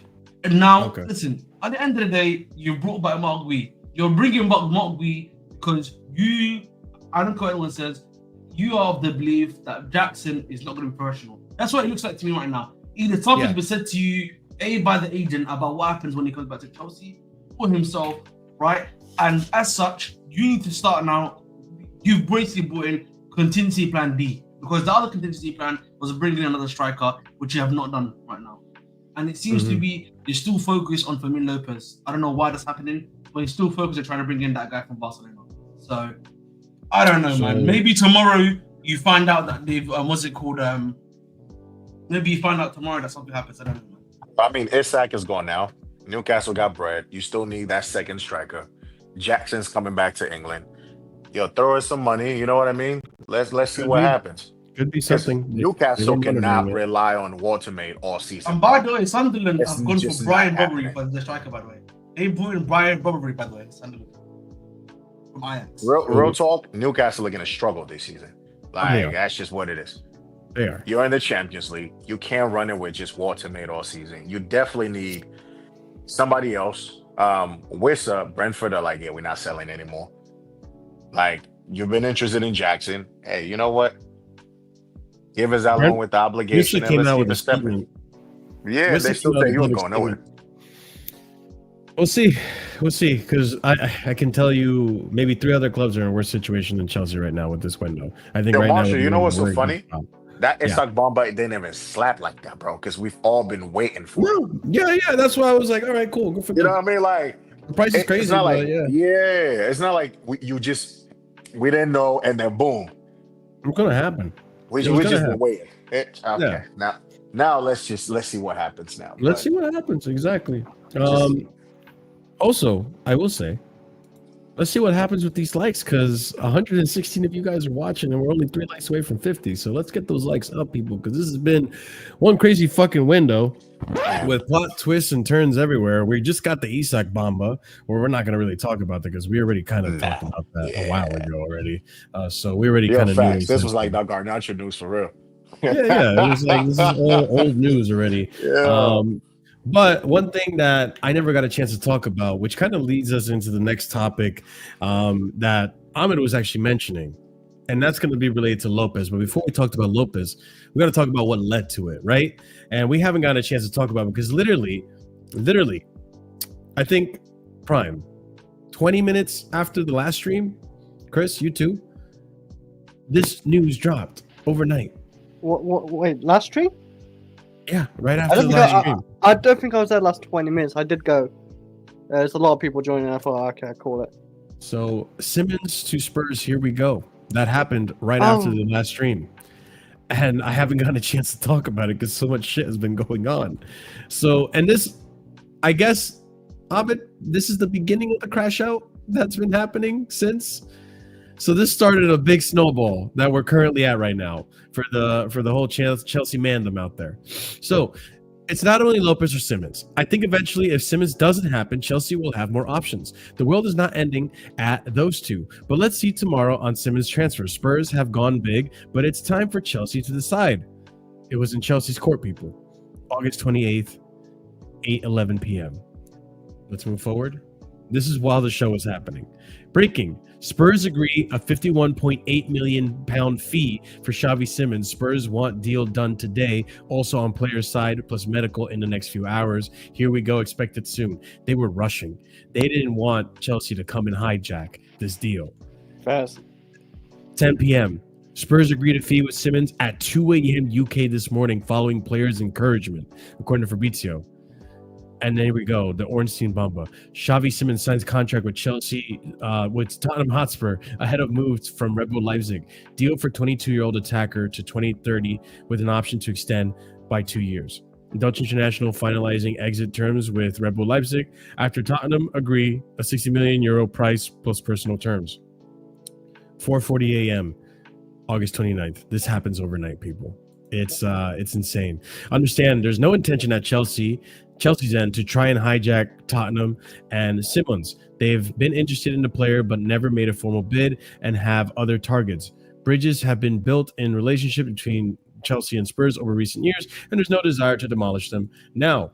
Also worth pointing out that Chelsea haven't missed the player or been hijacked themselves, as they didn't end up making a formal bid. Exciting deal for Tottenham, who are now in the process of completing it. The feeling from Xavi Simons is that Chelsea wanted to close the Garnacho deal before everything. So Chelsea wanted to be fast on Garnacho and for Simons. They never closed the deal, waiting for Nkunku, waiting for Jackson. Oh, and then we'll get to this eventually. So yeah, before we even get to Fermin Lopez. So this happened. Xavi Simons, here we go, essentially, to Spurs. People are upset. I understand. But like I said earlier, my expectation was never Xavi Simons. I didn't expect us to reinforce in that position at all, attacking midfielder or left-sided attacking midfielder. I was thinking we're going to get a winger. We're going to get a left back, or we need to get a winger. Left back, he is a winger as well. But he was. We all knew he was going to play as a left-sided 10. We had the option to play him at left wing. I understand, but we already got Gittins at that point. I didn't expect another one, but hey, then Madueke happens, and all these things happen. Things shift around and move. Neto could play that left wing. I didn't think we're going to go for another left winger outside of Gittins, and then we get linked to Xavi Simons, and people get excited. You get the carrot dangled in front of you, and then when they pull the fucking carrot away, like they did in this situation, you feel some type of way, which I understand the emotional reaction from the Chelsea fans, but at the end of the day, I'm not impressed on it. There's nothing to be emotional about here. Listen, we all knew Garnacho was the number one option. Fabrizio was getting a paid per tweet subscription fee to say Garnacho, here we go, 24 hours. I mean, we knew what deal was gonna get done. Like, this is not a surprise to me. Like, the thing about the Simons thing that always weirded me out the most was always, initially was we had almost agreed personal terms, and we were still negotiating with RB Leipzig for a fee, right? And then towards like the middle to end point of the situation, it was personal terms agreed. We're just waiting for Nkunku and think it happened. But then whilst you're hearing all this happening, you're still buying other players. And to me, that never made sense to me, because it was like, because I had the initial thought of maybe you're trying to like protect your value of like your players, because if you buy a Xavi Simons and you buy a Garnacho, right? Maybe you have to sell some of these guys, and not at the value of money you want to sell them for, if that makes sense. But for me, the thing that changed that was when we bought Garnacho before we even saw flipping Nkunku. Yeah. Did we? I thought we saw Nkunku and then we got Garnacho. No, Garnacho's deal happened before Nkunku's. No. You're wrong. Actually, Chris is right. Nkunku got sold first. No. And then Garnacho happened. No, you know why? Because we thought selling Nkunku would give us Xavi Simons. No. But we got the. I'm not gonna say it. Nkunku's deal happened within like space of like 7 to 8 hours. Literally happened overnight. I know, right? I'm buying this one. But the Garnacho stuff came before Nkunku, in the sense that Chelsea are close to an agreement. Like, we got the close to an agreement stuff. So we didn't. I see what you're saying. Never mind. That's different. Right. So we almost. Well, here we go, and I think. No, he's not talking about the here we go. He's talking about negotiations. Happened before. Yes, the negotiations. I mean, we were negotiating for like a whole month. The negotiations had already been almost done. Remember, 75% of Chelsea. Remember, they had reported just before the Nkunku stuff happened that Garnacho's deal was like 35 million, and then they were working out whether it would be add-ons or something else to get it to around about the 40 million mark, if I'm not mistaken. But then remember, on the same day later on, we had Nkunku and Thingy had happened, to AC Milan, and then overnight we then got the deal for the Thingy to happen literally straight after. Yeah, wait, same day. 2 p.m. What's the one? Chris, you're misunderstanding. The negotiations behind the doors before the Here We Go happened with Garnacho way before. Yeah, but we was negotiating with Simmons way before. Yes, but we never agreed to deal with. No. Chris, I think I'm pretty sure we agreed. Let me explain it to. Let me explain like, to you. He was easier terms, Chris. Let me explain to you in easier terms, Chris. We had pretty much agreed the outline and everything else for Garnacho a few hours before we'd even gotten Nkunku's link to AC Milan. It happened yesterday. It happened on the 27th at around about 8 p.m. or 7 p.m. Because that's when the exclusive link for Nkunku happened. It happened 8 p.m. on the 27th. But we had gotten that Garnacho news around about, I think it was 4 or 5 p.m. on that day that we were close to an agreement for him. Yeah, I know. So what I'm trying to explain to you, Chris, is that we had basically a deal already agreed, basically in general, for Garnacho already at that point, before Nkunku even got sold. Oh yeah, I knew like everything was pretty much in place. It's That's just what like the whole news of like what I was talking about, the news there. Because I'm just trying to explain to you how the news kind of obviously got revealed, but I'm talking about how it was initially. But like originally though, right? I thought it was we sell Nkunku and we get Xavi Simmons, but maybe that's what we all thought. That's what they were claiming, right? That's what they were all claiming, essentially. They were all claiming. Yeah, that's how I look at it. Personally, me. And this son of a bitch goes to Tottenham. Yeah. But listen, I don't. In all fairness, I don't blame Xavi Simmons. I really don't. Say we're waiting. I had a vision. I He can play as a 10. Palmer on the right. Neto on the left. Visions, man. You can't trust me. I'll be right back. I think the thing when it just comes to Simmons is that if Chelsea wanted a player, they would have spent the money for him. They had already agreed personal terms. If they wanted this guy seriously, they would have paid the money. It only cost, I think, Tottenham £50 million. They said it was 50 or 51 million. That's a good deal, right. And so the fact that we didn't agree a deal for him, means that we did not value him high enough to spend that money. So that's what I kind of see was just kind of crazy. Like Garnacho was like 10 million cheaper. And we don't value him like 51 million. I don't understand what the board see like in Garnacho and not this guy. For me, I think what's happened. Because he can play in that 10 role, Garnacho can't, and we don't really need like a left winger like that. I think for me, the Fermin Lopez deal kind of got mentioned to them, and and you can see what they're doing now. They're clearly trying to go all out and getting him basically. I mean, I wouldn't mind Fermin Lopez as well. He's a good player too. I don't know who would be the better deal, like Fermin Lopez or Xavi Simmons. The work rate of Fermin Lopez is actually pretty good as well. What I think Enzo Musco would obviously appreciate, and he's very technical. Like Xavi Simmons, he's very good on his feet. He can take a shot. Like I've seen a few long range shots he's made. He's good at passing, so he's quite similar to in a way like Xavi Simmons, I think. So. Mm-hmm. That it just hurts though. Like just seeing Xavi Simmons goes to Tottenham. Like I wanted Kudus, he goes to Tottenham, and obviously we weren't looking at Kudus after West Ham, but like we were kind of looking at him before West Ham, and we didn't get him, and now they got Xavi Simmons. It stings a little bit.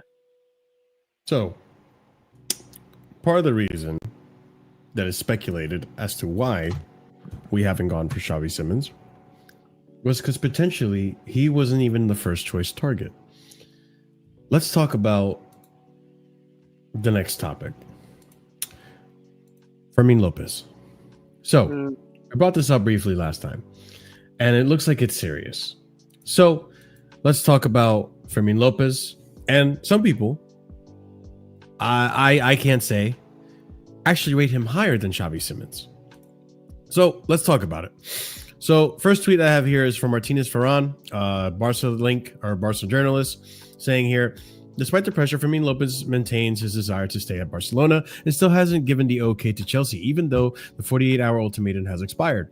In Barcelona, they remain firm, a minimum of 90 million euro at Stamford Bridge. They aren't giving up for a minimum of 90 million euro. At Stamford Bridge, they haven't given up because they want him no matter what.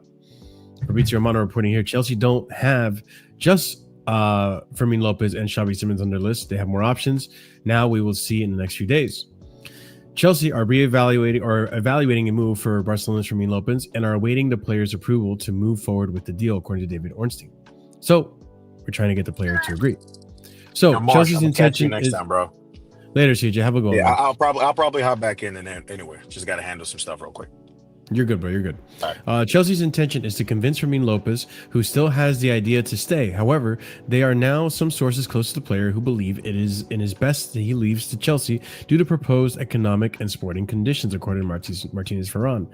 Fabrizio Romano reporting here that Chelsea had a new direct call with the agents of Fermin Lopez today after signing Buonanotte, who we'll talk about next, to try again to understand what he is going to do.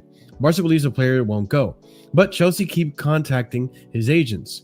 It's down to the player on what he wants to do. Chelsea speaking to Fermin's agents, even though we already signed Buonanotte. Speaking to Fermin's agents, even after signing Buonanotte, could be a point. We continue on. Chelsea spoke to Fermin Lopez's agents last night. Barca insists there is no bid yet and believes internally he wants to stay. The situation has not advanced at the moment, but again, don't forget about the conversations with the agents. Barcelona maintain their position. No plans to sell Fermin Lopez this summer following Chelsea bid. The only way for Fermin to exit would be in case he decides to leave. The future is now in the player's hand. This is as of yesterday, 11:32 a.m. This morning, we hear from Fabrizio. Chelsea sent official written proposal to Barcelona for Fermin Lopez. Initial proposal worth 40 million euro has been submitted this afternoon, right after the game, awaiting answer from Barca after sending proposal today. Understood that Barca's starting position on Fermin Lopez is 78 million pounds. The feeling in Spain is that Chelsea will have to meet them somewhere in the middle, but it is still expected to take more than 52 million pounds for the deal to go ahead, according to Guardian Sport, which is Simon Phillips, I believe. Continue on. Chelsea are now waiting for a response after submitting a 35 million pound offer today for Fermin Lopez. Sky Sports News has been reporting that Chelsea would make an offer if they receive any encouragement that a deal would be possible, which seems like it is very possible if they're submitting offers, according to them. 3 more tweets here. Barcelona play today, so that's why no breakthrough for Fermin Lopez has happened. Barcelona do not see Lopez joining Chelsea. The only way would be if Fermin for Fermin to say on deadline day he wants to join Chelsea. Breaking: Fermin will not issue any statement on Chelsea's future, but his entourage have informed Chelsea and Barca might accept a 70 million euro offer, according to F Polo, which is Mundial, I believe, another somewhat reliable source. And then the latest I have here from this source right here would be that apparently rumor has it that Maresca is pushing for Fermin Lopez as the player to rival Enzo Fernandez in the attacking A position. He believes he gives goals to the team and he feels Fernandez needs proper competition and rest sometimes. Interesting perspective. Not sure if we all agree. Maybe some of us do agree. Which now, if this is true, that makes me question, then what the hell is Santos? I think you're questioning the wrong player. There's a certain player that Marshall rates in midfield. He's the other midfielder. He ain't gonna play that. Sugo is more of a backup for Casino. No, he's talking about Enzo. No, he's not Enzo. He's correct. What? That means Sugo is not rated. He's not. That's what it means. That means but Sugo was never. The plan was never. He's not a defensive midfielder.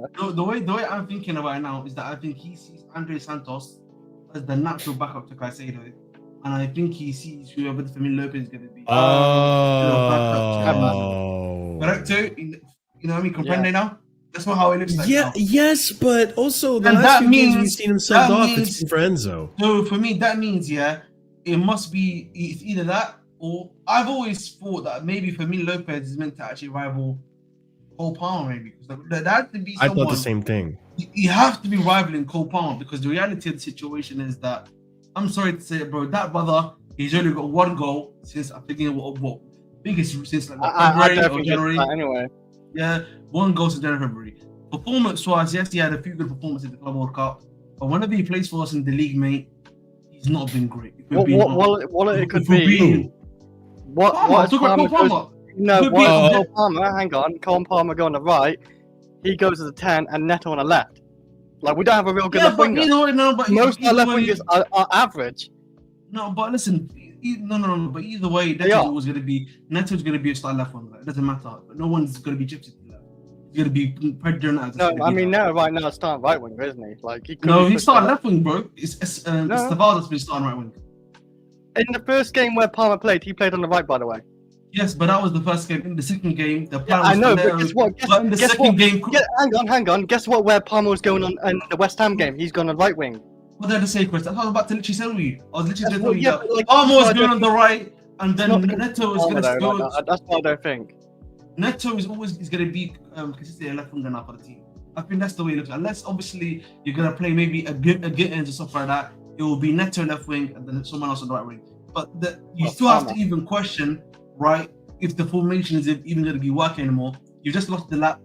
If Jackson comes back into this team, are you going to be able to play the same formation? I actually don't think so. I think you probably have to put someone into the 10, and then you have to be playing with a single striker. My personal opinion. Wait, say that last part again. Sorry. I think the way we play now is going to be changed in the sense that we're going to probably play now with either João Pedro in the striker role completely, and then there's going to be an actual 10 now. Right now, that 10 could be. Buonanotte can play that role. Listen, I'm just going to give you options. Buonanotte can play that role. Palmer can play that role if you want him to. If you bring in that gentleman, what's his name again? Fermin Lopez can play in that role too. So, Estaval can even play in that role for you. But essentially, that's what we're looking at right now. I mean, that's how I view it. If we do get Fermin Lopez, he'll play as a 10, and Palmer will be back onto his best. I think it's his best position. He's more free and not into that middle position where. I don't think that does annoy me. The problem with Palmer in that 10 role, he's a bit slow and he doesn't know where to pass it sometimes when he's getting swarmed. And on the right, it feels like he's more free. He's not covered by the midfielders or the defenders. He's just got a fullback to worry about or the winger. But yeah, and now, like you said, the one thing that I do think that really does annoy me on a personal note, is just that I look at this and I'm just like, why are we not bringing in competition for Palmer? That's the one thing, because that's something that I really do stand by. That we need. Wouldn't Estaval be somewhat competition anyway? I don't think so. The problem he's young, but he can. The problem is, I think maybe. I think the gaffer likes Palmer too much, bro, and the thing is, realistically, he was still our best attacker last season. But Chris, it doesn't. I'm not talking about last season, bro. This is the new season, brother.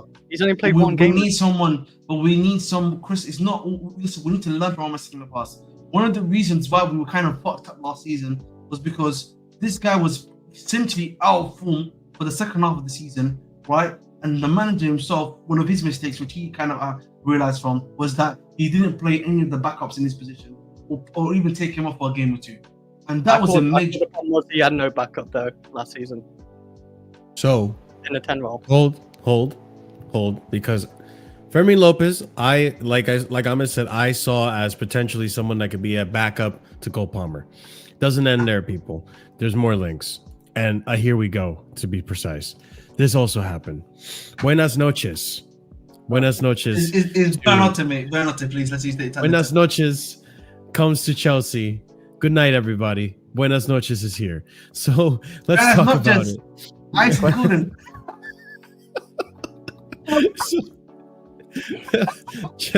Fabrizio came out when all this Xavi Simmons stuff happens, ladies and gents. Fabrizio comes out and says, so there might be some surprise name for Chelsea. This is the whole Palmer thing all over again. So as said last night, I don't think the world is ending with Lopez or Simmons. I think there could be another name. Cue Facundo Buonanotte.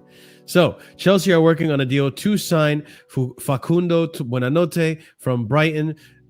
Negotiations underway with Brighton for Argentine talent in the list of several clubs in UK, Dortmund, and more. Deal is on. More on Facundo Buonanotte and Chelsea exclusive story. The agreement with Buonanotte is 100% done, and he's accepted Chelsea proposal. Chelsea and Brighton in very advanced talks for deal to be structured with initial loan. Very close now. Ornstein reporting here that Chelsea close to an agreement, pretty much in agreements with what Fabrizio's reporting, reiterating the same thing. Winger spent last season at Leicester. We'll continue on. Facundo Buonanotte is a concrete target for Racing Strasbourg at the end of the transfer window. Keep an eye on this file. And that's coming from Cyril Olives, which was then denied right here by Fabrizio. One more detail: Facundo Buonanotte deal has always and only been for Chelsea. Never any discussion for Strasbourg move. Only focus always been on Chelsea. Nazar Cancel reporting that Chelsea are closing in on signing Buonanotte. The club faced restraints in the transfer market, having been fined £26 million by UEFA in July for breaching financial rules. They're under pressure to maintain a positive transfer balance and risk being unable to register new signings for Champions League phase. They prioritize Garnacho over Simmons. Maybe that's why financially Garnacho was going to be cheaper than Simmons. Going back to that, right? So we continue on. Chelsea reached full agreement with Brighton Hove Albion to sign Facundo Buonanotte on a season-long loan. 20-year-old left-footed right winger joins Chelsea from Brighton for the 25-26 campaign. No option to make Argentine international move permanent.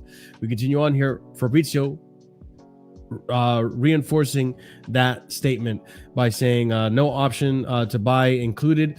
Understand Chelsea will have chance to match future bids and get Buonanotte if they can agree with Brighton. So we'll have first refusal? No, not first refusal. It's the opposite of that.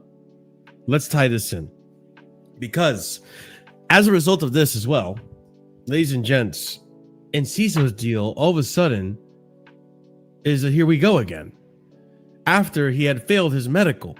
Again, this all happens as the last show.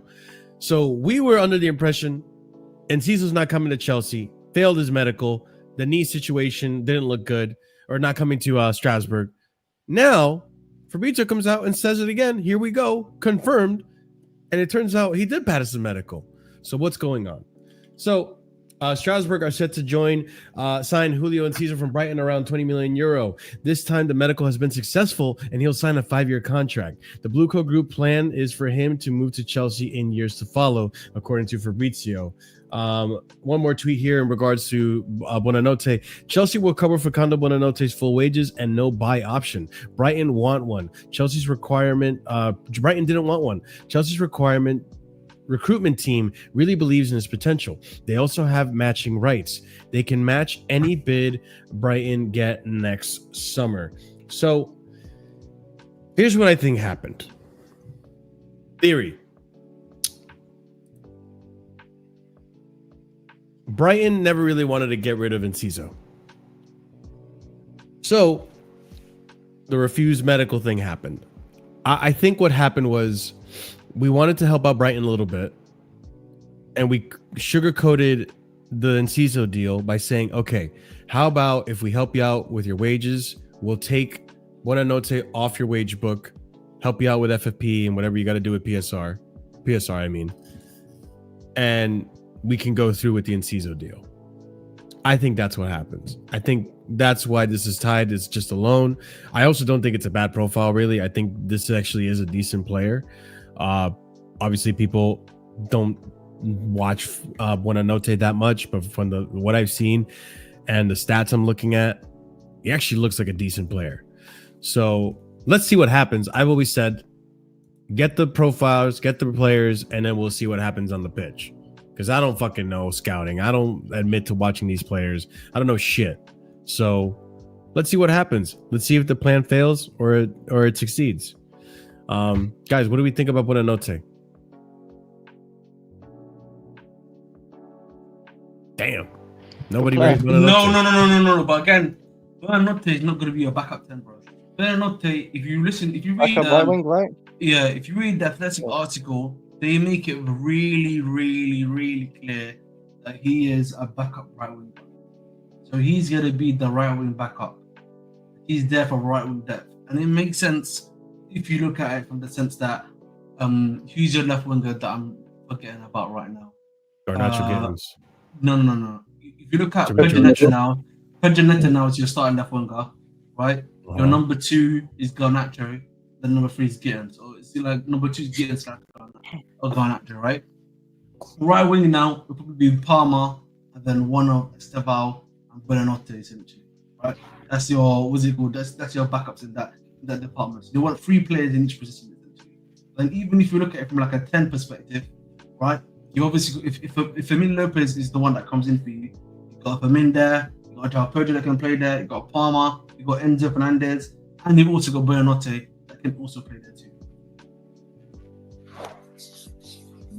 I like this player. From what I've seen, from what I've read in stats, it looks like a promising player. And it's also Brighton.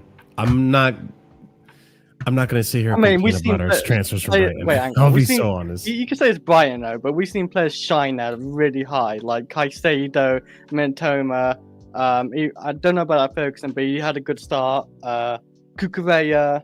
Like they signed some good players. Just this guy. I think Brighton pulled out of the deal, and the medical was the cop-out story. Go ahead. No, I was just saying, like, I know you say it's like Brighton, but like Brighton's not a bad team. Like they even beat City today as well. Like they're not. They did. I think are they ahead of City in table? Because probably. They was like near relegation, but it's only been 3 games. But yeah, like they signed good players. Just like I don't think he played like a lot of minutes for Brighton. He's normally like on the bench, if I'm correct. But I could be wrong. I don't really watch the guy. I don't think I've ever really watched him. But yeah, it just felt like unknown. But isn't it like his main stats you showed me, Marshall? Like, it looks like with the stats you showed me, like he's a Gallagher, in a sense. Gallagher that could shoot. Can he shoot? Yeah. If you look at his expected goals and expected non-goals, this is what I feel like. For 90, like it's like a goal every 3 to 4 games. He could be like that good sub, like say you're winning and he like tackle and like maybe get a goal. And like he played the Carabao Cup games, no doubt as well, probably. The thing is though, like rotation, and I've mentioned this multiple times, right? Like, I am not looking at the player's position now. With this team, I'm looking at the spaces they take up and their attributes. When you also look at those same attributes I sent you, Chris, you could also make the argument maybe another option outside of Enzo Fernandez. Someone in the midfield, like in a 10 position, in a center forward position that can do a role, right? Like just versatile players. Ahmed saying right wing, Athletic is saying right wing. Potentially, I could see that. He does play right wing. Yeah, and I don't disagree. He does play right wing, but he could be used in different positions depending on what the manager needs this season. We have a pretty depth-filled squad right now. In the attack, especially if Fermin Lopez comes in, like, Jesus Christ, how many attacking players did we sign this window? 6, 7. Garnacho, Pedro, Esteval came in. He's not going to count as a signing this window, but he came in. Oh, so you got this season. Buenas noche. Maybe Fermin Lopez comes in. I mean, Delap, he's in there too, technically. I have no issue what we've done in the striker. 7 attacking players. We're signed in this window, ladies and gents, or came in this window. Pause. So we're going to rely heavily on attacking depth. That's what that tells me. I mean, I look at as well, a lot of these players we signed, they can all play like the 10 role, the right winger, the left winger, the strike. And we're going to need it. We're in 4 competitions, people. Yeah, we're still going to need to know our main line. What? Yeah, what'd you say? Say that one more time for let's hope we got in the 4th round of the Carabao Cup. As long as it's not the Grimsby Town, I'm okay. If it's the Grimsby Town, I'll crash out. I am such a dickhead, man. Let's not lose to Lincoln City. What was the team we're playing in Carabao Cup? Lincoln Park FC, bro. Chester Bennington settings. Lincoln City. As long as we don't lose to Lincoln City, then I'm okay, man. That'd be great. You know, listen. Can I just say, Jacob, mate? You know, how about you go suck Son's dick off, mate? You know, we don't need you. You say, wait. Thank you. Remora, where you just suck too much. You say Son's dick for me to care. Yeah, man. You gotta say to me. Listen, man. That's an inside joke. That's an inside joke. Well, I'm guessing he means Son because he's a ton. Jacob, why is it now all of a sudden you're sucking off Frank like you sucked off Ange? I remember. Hold on. I have the video because I clipped it on Sarcasm City. You know what they say? You know what they say? You know what they say, Marshall? You know what they say, Marshall? Hold on, I'm talking. You know what they say, Marshall? He got touched by Tommy, Marshall. He got touched by Tommy. Tommy touched him. Stop, you're ruining it. You were saying Fat Frankie, Trailer Park, Trash Tommy. I have the video, bro. So why now all of a sudden you're talking off Frank, even though you lost your Super Cup final? It's because you beat Man City. You always beat Man City. Does that really count? And then Brian just beat him. Crazy. It's what it is, man. Intro. Hey, just know that your little Frank love is gonna end once you play Chelsea. Just know that, right? Whoa! Once you play Chelsea, you're gonna start cussing Frank. Watch. Now be there. Dang! I'm not a clown. I'm not a clown. Does anyone else have any thoughts on Buenas noches? Honestly, mate, if you know what it is, man. Honestly, I like the profile. I'm interested. I might do a stream. I might do a stream tomorrow, man, on a transfer deadline day, man. I don't know if you're available, Marshall. When is deadline day? We should do one on Casually. I don't know if you're available. Tomorrow. Oh, tomorrow. It's too much. I can't. you take the reins on that one, King. I'll tune into you for it. We've got American Waffle in it tomorrow, so unless I we have American Waffle 7 a.m. 7 p.m. Last deadline day, did you do the whole day? Yeah, we did it. He did the whole day, and I joined the last hour. Yeah, work was crazy. I can't believe you did the whole day. If I can join in, Ahmed, I'll try, but I don't think I can because I have a lot of commitments. I might do. You know what? I might do like an 8 p.m. 2 p.m. my stream. See time. what's about. Just to see like the outgoing. See where my boy Brick Nation goes. See where Brick Nation goes. That's what matters to me. Yeah, but everybody tune into Ahmed because he might have a deadline stream, and the usual panel here will be there. And I won't talk about it tomorrow in my stream because we're planning the predictions is tomorrow. So if you guys aren't planning to be there, predictions tomorrow. But that's 10 UK time. That's after the window. Yeah, lovely. So if you're not, I'm not. But if you're not going to be in the stream tomorrow, then send me your predictions, please. That's a reminder to the panel. Jacob. I'm not a clown, so I won't be watching. No. But what were we gonna say, CP? Sorry. Oh no, sorry. I was just imitating Ange Postecoglou. Sorry. My bad. Not a clown. I'm not a clown. Not a clown. Oh, he said that. Oh shit. He did. It's not AI. I promise you. I mean, remember Pocha? I'm not a clown. Like. Yeah. I am not a clown. We can never forget. Some of the greatest lines. Ladies and gents, over 100 of you and only 57 likes. Let's pick up the slack. All right. Jacob is not a clown, but he is. Wink, wink, nudge, nudge. And smash up the like because we should be at 75 likes. All right.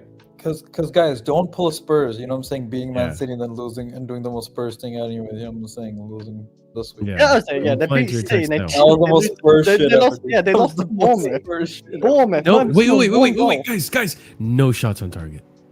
Yeah, I know. It looked dead. I'm not a clown. You mean don't pull a Spurs, which is get a new manager. We start off well, then we get slapped by Chelsea. That's pulling a Spurs. Yeah. No shots on target. You know what? I gotta admit something, Marshall. I have to pay for my sins. For that City game, after the City game, for a solid 1 hour, I was like, you know what? We might actually draw against Spurs this season. But after the loss today, I was like, we're definitely winning. We're not losing to these bums. We're never losing to these bums. Oh no. Oh, never. You're half right. We'll be drawing that game for about 70 minutes, and then and then we'll win. Frank will make the subs, and then we'll slap him 3-0, and then dude, I'm loving this. Yeah, we're not even drawing. We're still winning this. Hey, you know what? Malo Gusto first long shot goal. Let's go. Yes, Jacob. I got this one for you. This is gonna be Jacob after the Spurs game when he plays us.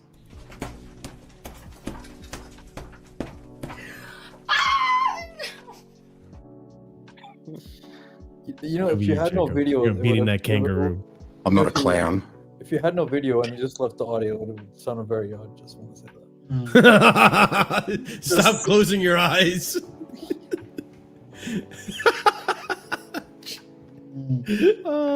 Jacob knows Korean, so he can actually translate for us. So Yeah. Translate what you said, Jacob. Hey, Jacob, I can't wait. What are screaming? 3-0 for Chelsea. You're gonna be saying. No, Jacob should know basic Korean by the amount of tours Spurs have been doing to Korea for the past 4 years. He should know some Korean by now, some Korean advertisement signs and shit. He probably does, to be honest. Jacob would be the type to learn Korean just to get closer to Sonny. I ain't gonna lie. So, all right, let's go to the next topic, and this is gonna be the final topic because I do have to head out. No 3-hour mark today, guys. Okay. I don't even. Oh, I do have a thing. Here it is. George Roma update. So this is another transfer that's going under the radar as well, because obviously everyone's thinking about everything else. Breaking: AS Roma made an offer to sign Tariq George, according to Sky Cava. And then the other update from Fabrizio Romano saying here that AS Roma keep negotiating with Chelsea for Tariq George talks, always ongoing. Also on the player side, Roma open to permanent but conditions, sell-on clause being negotiated. With everything happening right now, ladies and gents, are we should we be moving Tariq George on, or should we keep him?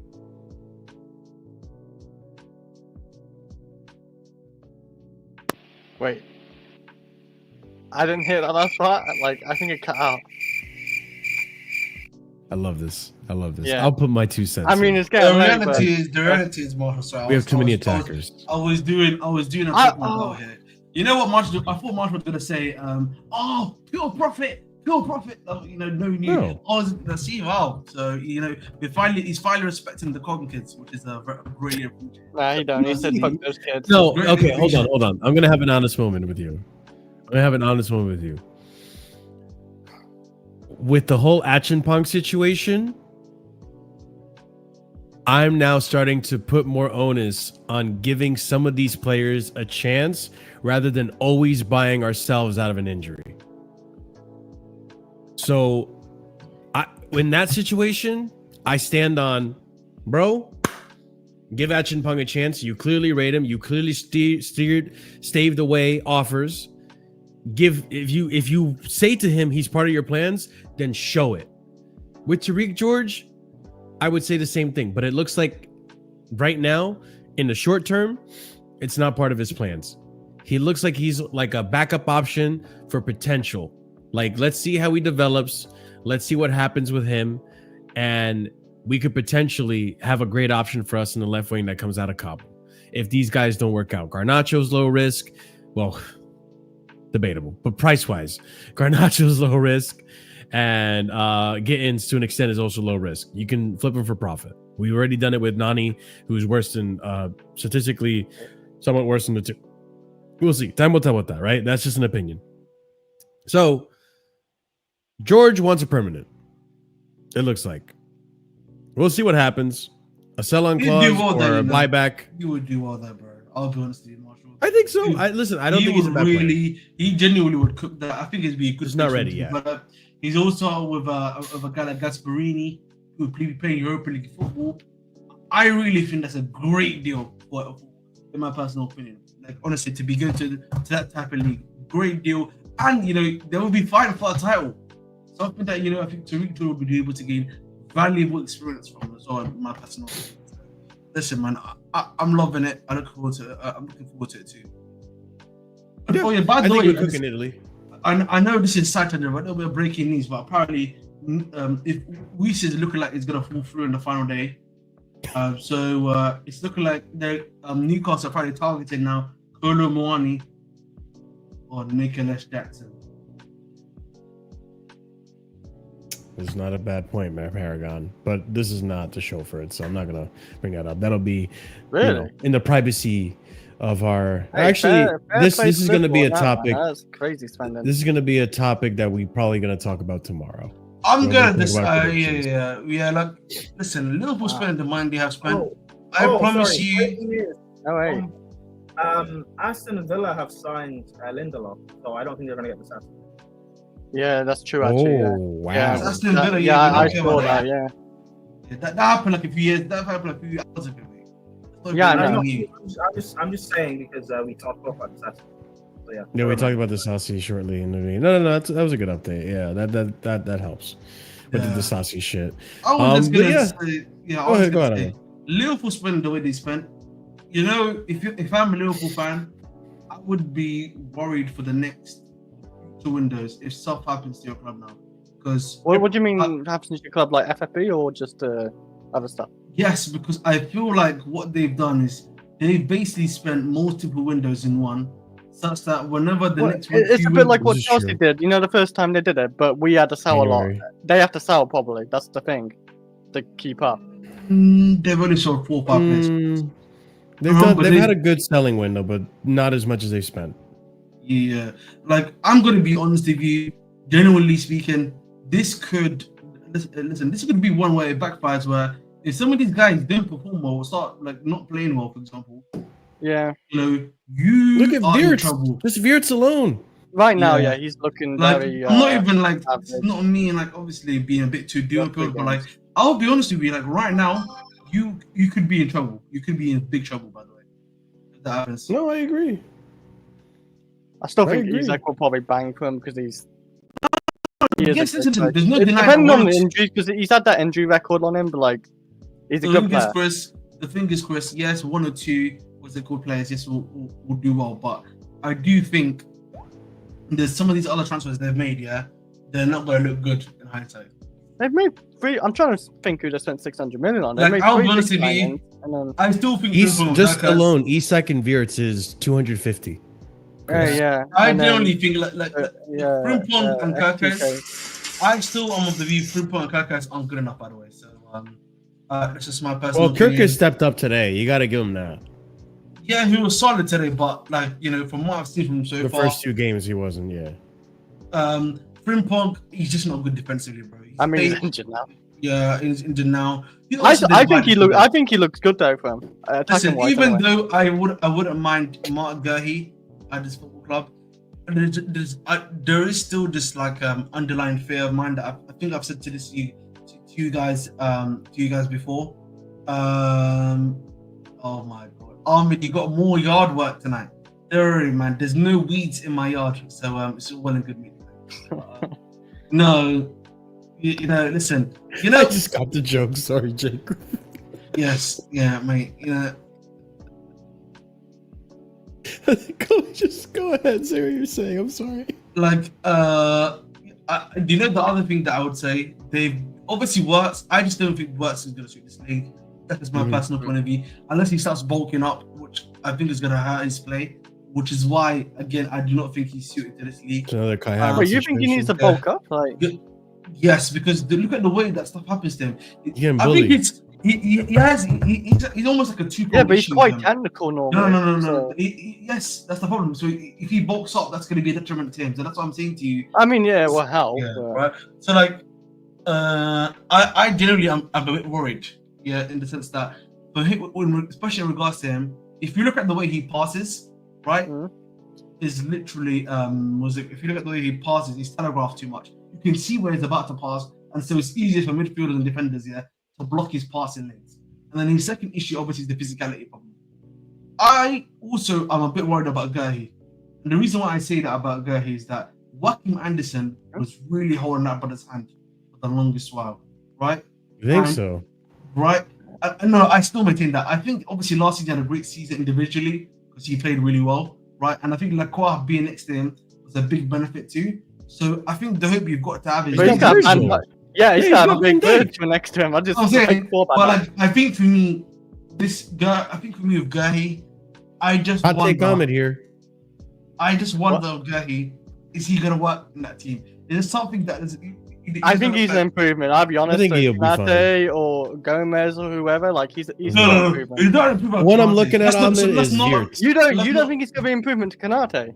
No, let's not do that. I think Konate is better than him. Konate is definitely better than him. Ooh. I mean, we'll see. Konate is definitely he will play more. I'm so serious when I say this. Konate is definitely better than Guiu. There is no. Who will be there? Do you care though? Who will be there? Wait, do you not rate Guiu like to be at a top level club, really? I think he's an above average centre back, but I don't think he's better than Konate. Thank you. Really? No, I think he's really solid, but Konate has the potential to be world class, bro. Konate on his day is of that level, bro. I think Konate is like the level below world class. I think he's a top class. You think he's like elite? Yeah. I don't think Konate is better than say like We Gabriel. addressed it back Blue Lounge. Big up Mo. We did address it though, about an hour ago. That's why I say he's a terrible low. But Guiu for Liverpool as a backup, yeah, fine. I think he's good as a backup. Yeah. But Liverpool needed centre back there. So for them, yeah.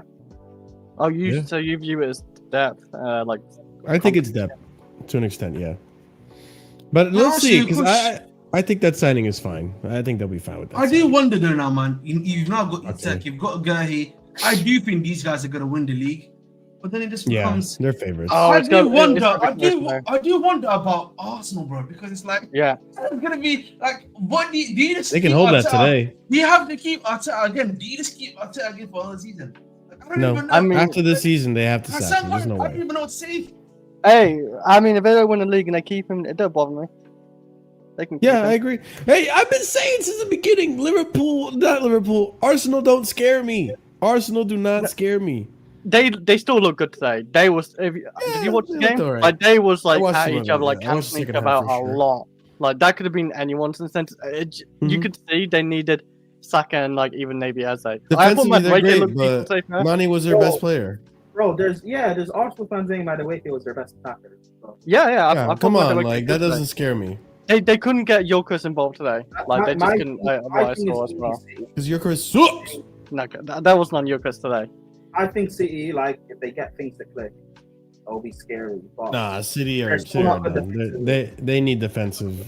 I know that's what I'm saying. They're still not good defensively, but if they get things, even to in click, the midfield, they go on a run. But yeah, I'm telling you right now. My hot take. Obviously tomorrow we'll talk more, but Man City are gonna be in a top 4 battle. Like they're gonna be where we were doing. They're gonna do again what they did last year. Fight for a top 4 place. Not even fight for it. I look at Liverpool. I don't think they have like the best. They still don't have a DM, but I trust Arne. Gravenberch? He's not a DM anyway, but he just playing that middle though, man. Who? Yes, Chris. Gravenberch. Oh, Gravenberch. Yeah. And he's not a DM anyway. And even without him, you saw against was it Newcastle or maybe Bournemouth how open they look. I just look at their depth in midfield at DM. They don't have, but Slot is a good enough coach to be able to figure it out to manage. So I just know it's like full challenge, but the title could be there if Liverpool slip, and it's just like that's what I'm saying. I think if they can get Jokeris like ticking with the goals, like 20 plus goals, and with their defense, they could win the league. And that's what I fear. Yeah. Oh, Arsenal won't win the league. They're not. I have that little fear, like they could do it, and it's just. Oh, Chris, if they had a better manager, yes. Yeah, I would 100% agree. If they had like an elite level manager who can win trophies and all that, like. However, I've been saying. Did you see Gal crash out? I've been saying. Did he crash out? Oh yeah, he did, bro. He was crashing out because of he didn't like that. You want my free kick? Liverpool were better in the second half, bro. It was like. They was, yeah. Yeah, man. Listen, he was crashing out a lot, man. You know, it is. What was he crying about the? They deserve it. I had Arsenal fans shout out Gunnar Souls saying, "We're gonna crash it on you guys at Anfield. Gyökeres is gonna score 3 on your head, top all this and that." Souls, you talking? I think the problem I have. I think the that's problem with Arsenal. I think the problem like when it comes to Arsenal is that I feel like their fans think they're gonna go back to a certain way that they played 2-3 seasons ago, and have not realized that Arteta is now an extremely pragmatic manager who I think plays, particularly against the big teams, he plays for a point unless he can obviously, or if they sees the opposition is there's a chance to score a goal, he will then do that. It's very Mourinho-esque when it comes to the big sides, if that makes sense. Yeah, but you say Mourinho-esque. At least with Mourinho in big games, he sets up in ways to like his best players will always have the ability to like get through on a counter and win the game. Arsenal don't have that because with Saka out, they don't have any Mavericks in there, and Arteta isn't brave enough to play Awanieri or whatever. And it's just like TJ called it, by the way. Shout out TJ. Bro, no, but we all knew that he was never gonna play Awanieri because he didn't do it last season. He didn't do it last season. What made us Yeah. Like Arteta is just like, bro, it's weird because I've been saying for 2 years your squad's good enough to win. Like they didn't need to sign Gyökeres and Eze. They've had a squad good enough to be able to win a major. So it's always been Arteta. Gyökeres doesn't make a difference because remember I said buying Gyökeres is like when Chelsea got Lukaku. I not Lukaku because I knew we didn't have anyone that would provide him with chances. Once Reece got injured, it was Havertz and Mount, and we ended up crashing. Arsenal's the same thing. Without Saka, no one else can create for them. Yeah, or for him, I should say. Don't be surprised though that, and let's wrap it up. But don't be surprised, guys, if they do end up selling Martinelli. If he actually goes to another team and actually plays relatively decent or close to the level he was at in that season, they actually, were challenging. I think Arteta holds back a lot of players. I said that to the Bayern view. I said that to Liam and Zier. At the start of the window, I said, you guys, and this was before Musiala got injured. I said, you guys need another attacker. You need a left winger. I know he may not be the best right now, but Martinelli, just someone who can run in behind and feed off of the passes you'll get from Kane, Olise and Musiala. Someone like a Martinelli would work. Someone like a Rashford would work. Just a runner in behind. Martinelli is like, I don't rate Martinelli as an all-round footballer, but his skill set in this day and age, under the right manager, would actually work. And Arteta is just Arteta is just not an attacking manager. People take the one season Arsenal had where they played attacking football and think he's just like he's not. He's pragmatic. He's at Arsenal. He's only had one season where they played attacking football. The season after they were a bit more defensive. Last season they were very defensive, and now they're just meh.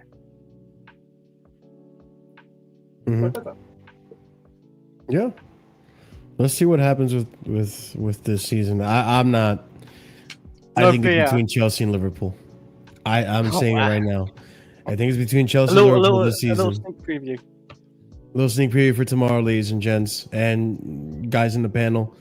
Again, make sure you look at the categories. Come ready tomorrow. Yeah, they're on the Twitter. Oh, on Twitter. I think you maybe send me on Discord. I also send it to you on the Discord. You have no excuses, Chris. Where have you sent me Discord? I'm looking at not on that Discord, on the other Discord. What the hell is the other Discord? You'll find out. Oh, you tell me afterwards. Like, what the hell? But yeah, ladies and gents, tomorrow we'll be doing our predictions for this season. That's how we do it here on Casually Chelsea or the Casually FC channel. We do predictions after the transfer window's over. And plot twist for you guys on the panel. It's the only predictions we're gonna do. We're gonna react to our predictions from last year, and then we're gonna react to our predictions at the end of the season. So we're not gonna do a January one. We're just gonna have to hold the smoke when we're completely all wrong. That's what makes it fun. Yeah, I mean, on top of it, people don't really give a fuck about January predictions. So let's just stick to one prediction. It's less that I have to do as well. Yeah. And it'll make it a little more fun and more laughable at the end of the season. So we'll see. Hey, sneak preview. Surfer saying Everton in top 8. Chris was cooking something. I had flashbacks when I heard Chris was ahead of his time. Just the wrong thing. No, March. I also said Everton 8. No, you guys are frauds. We'll talk tomorrow. Oh, University man.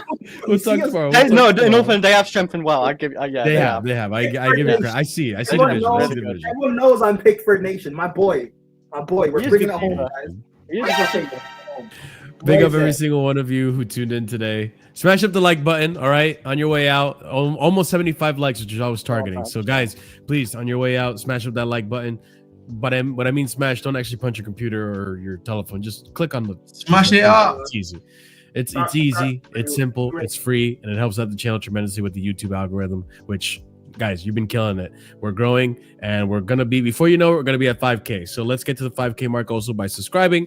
Hit the bell notification. So you're notified whenever we do go live. And obviously, we're gonna be talking about predictions tomorrow, obviously mentioning some of the last minute transfers and all that stuff. We'll come back and wrap up the transfer window on Thursday. But yeah, guys, do all that for me. Helps out tremendously. Check out the links in the description for more content. We're going to raid out to Chelsea Perspective, who right now is still currently going over Chelsea news. So if you want to get more news, something could potentially happen between now and the next show, or now and the next hour. So he'll get you up to date on that. So stay tuned. Make sure to follow that raid out to Chelsea Perspective. Help him out. Help his channel grow as well. Give a shout out. Copy and paste the raid message. But guys, we'll be back again tomorrow for predictions. We'll see you next time. Thank you for the support as always. Memberships. Oh, before I forget, memberships. 4 different tiers starting at 99p. If you're a proper casual and higher tiered member, you're going to get a shout out at the end of every show. Come be a proper casual and get your shout out. That's going to go to Not Yandu, Morning Zombie, Mo Beta, JBs, Gabriel Mejia, Lanre Sadiq, A. Suleiman, EE, Dark, and Adrian. Shout out to you guys, and shout out to every single one of you who have been members for a while. Cement Mixer Gang, shout out to you guys. So yeah, big up to every single one of you. We'll catch you next time. And until then, stay casual. Peace.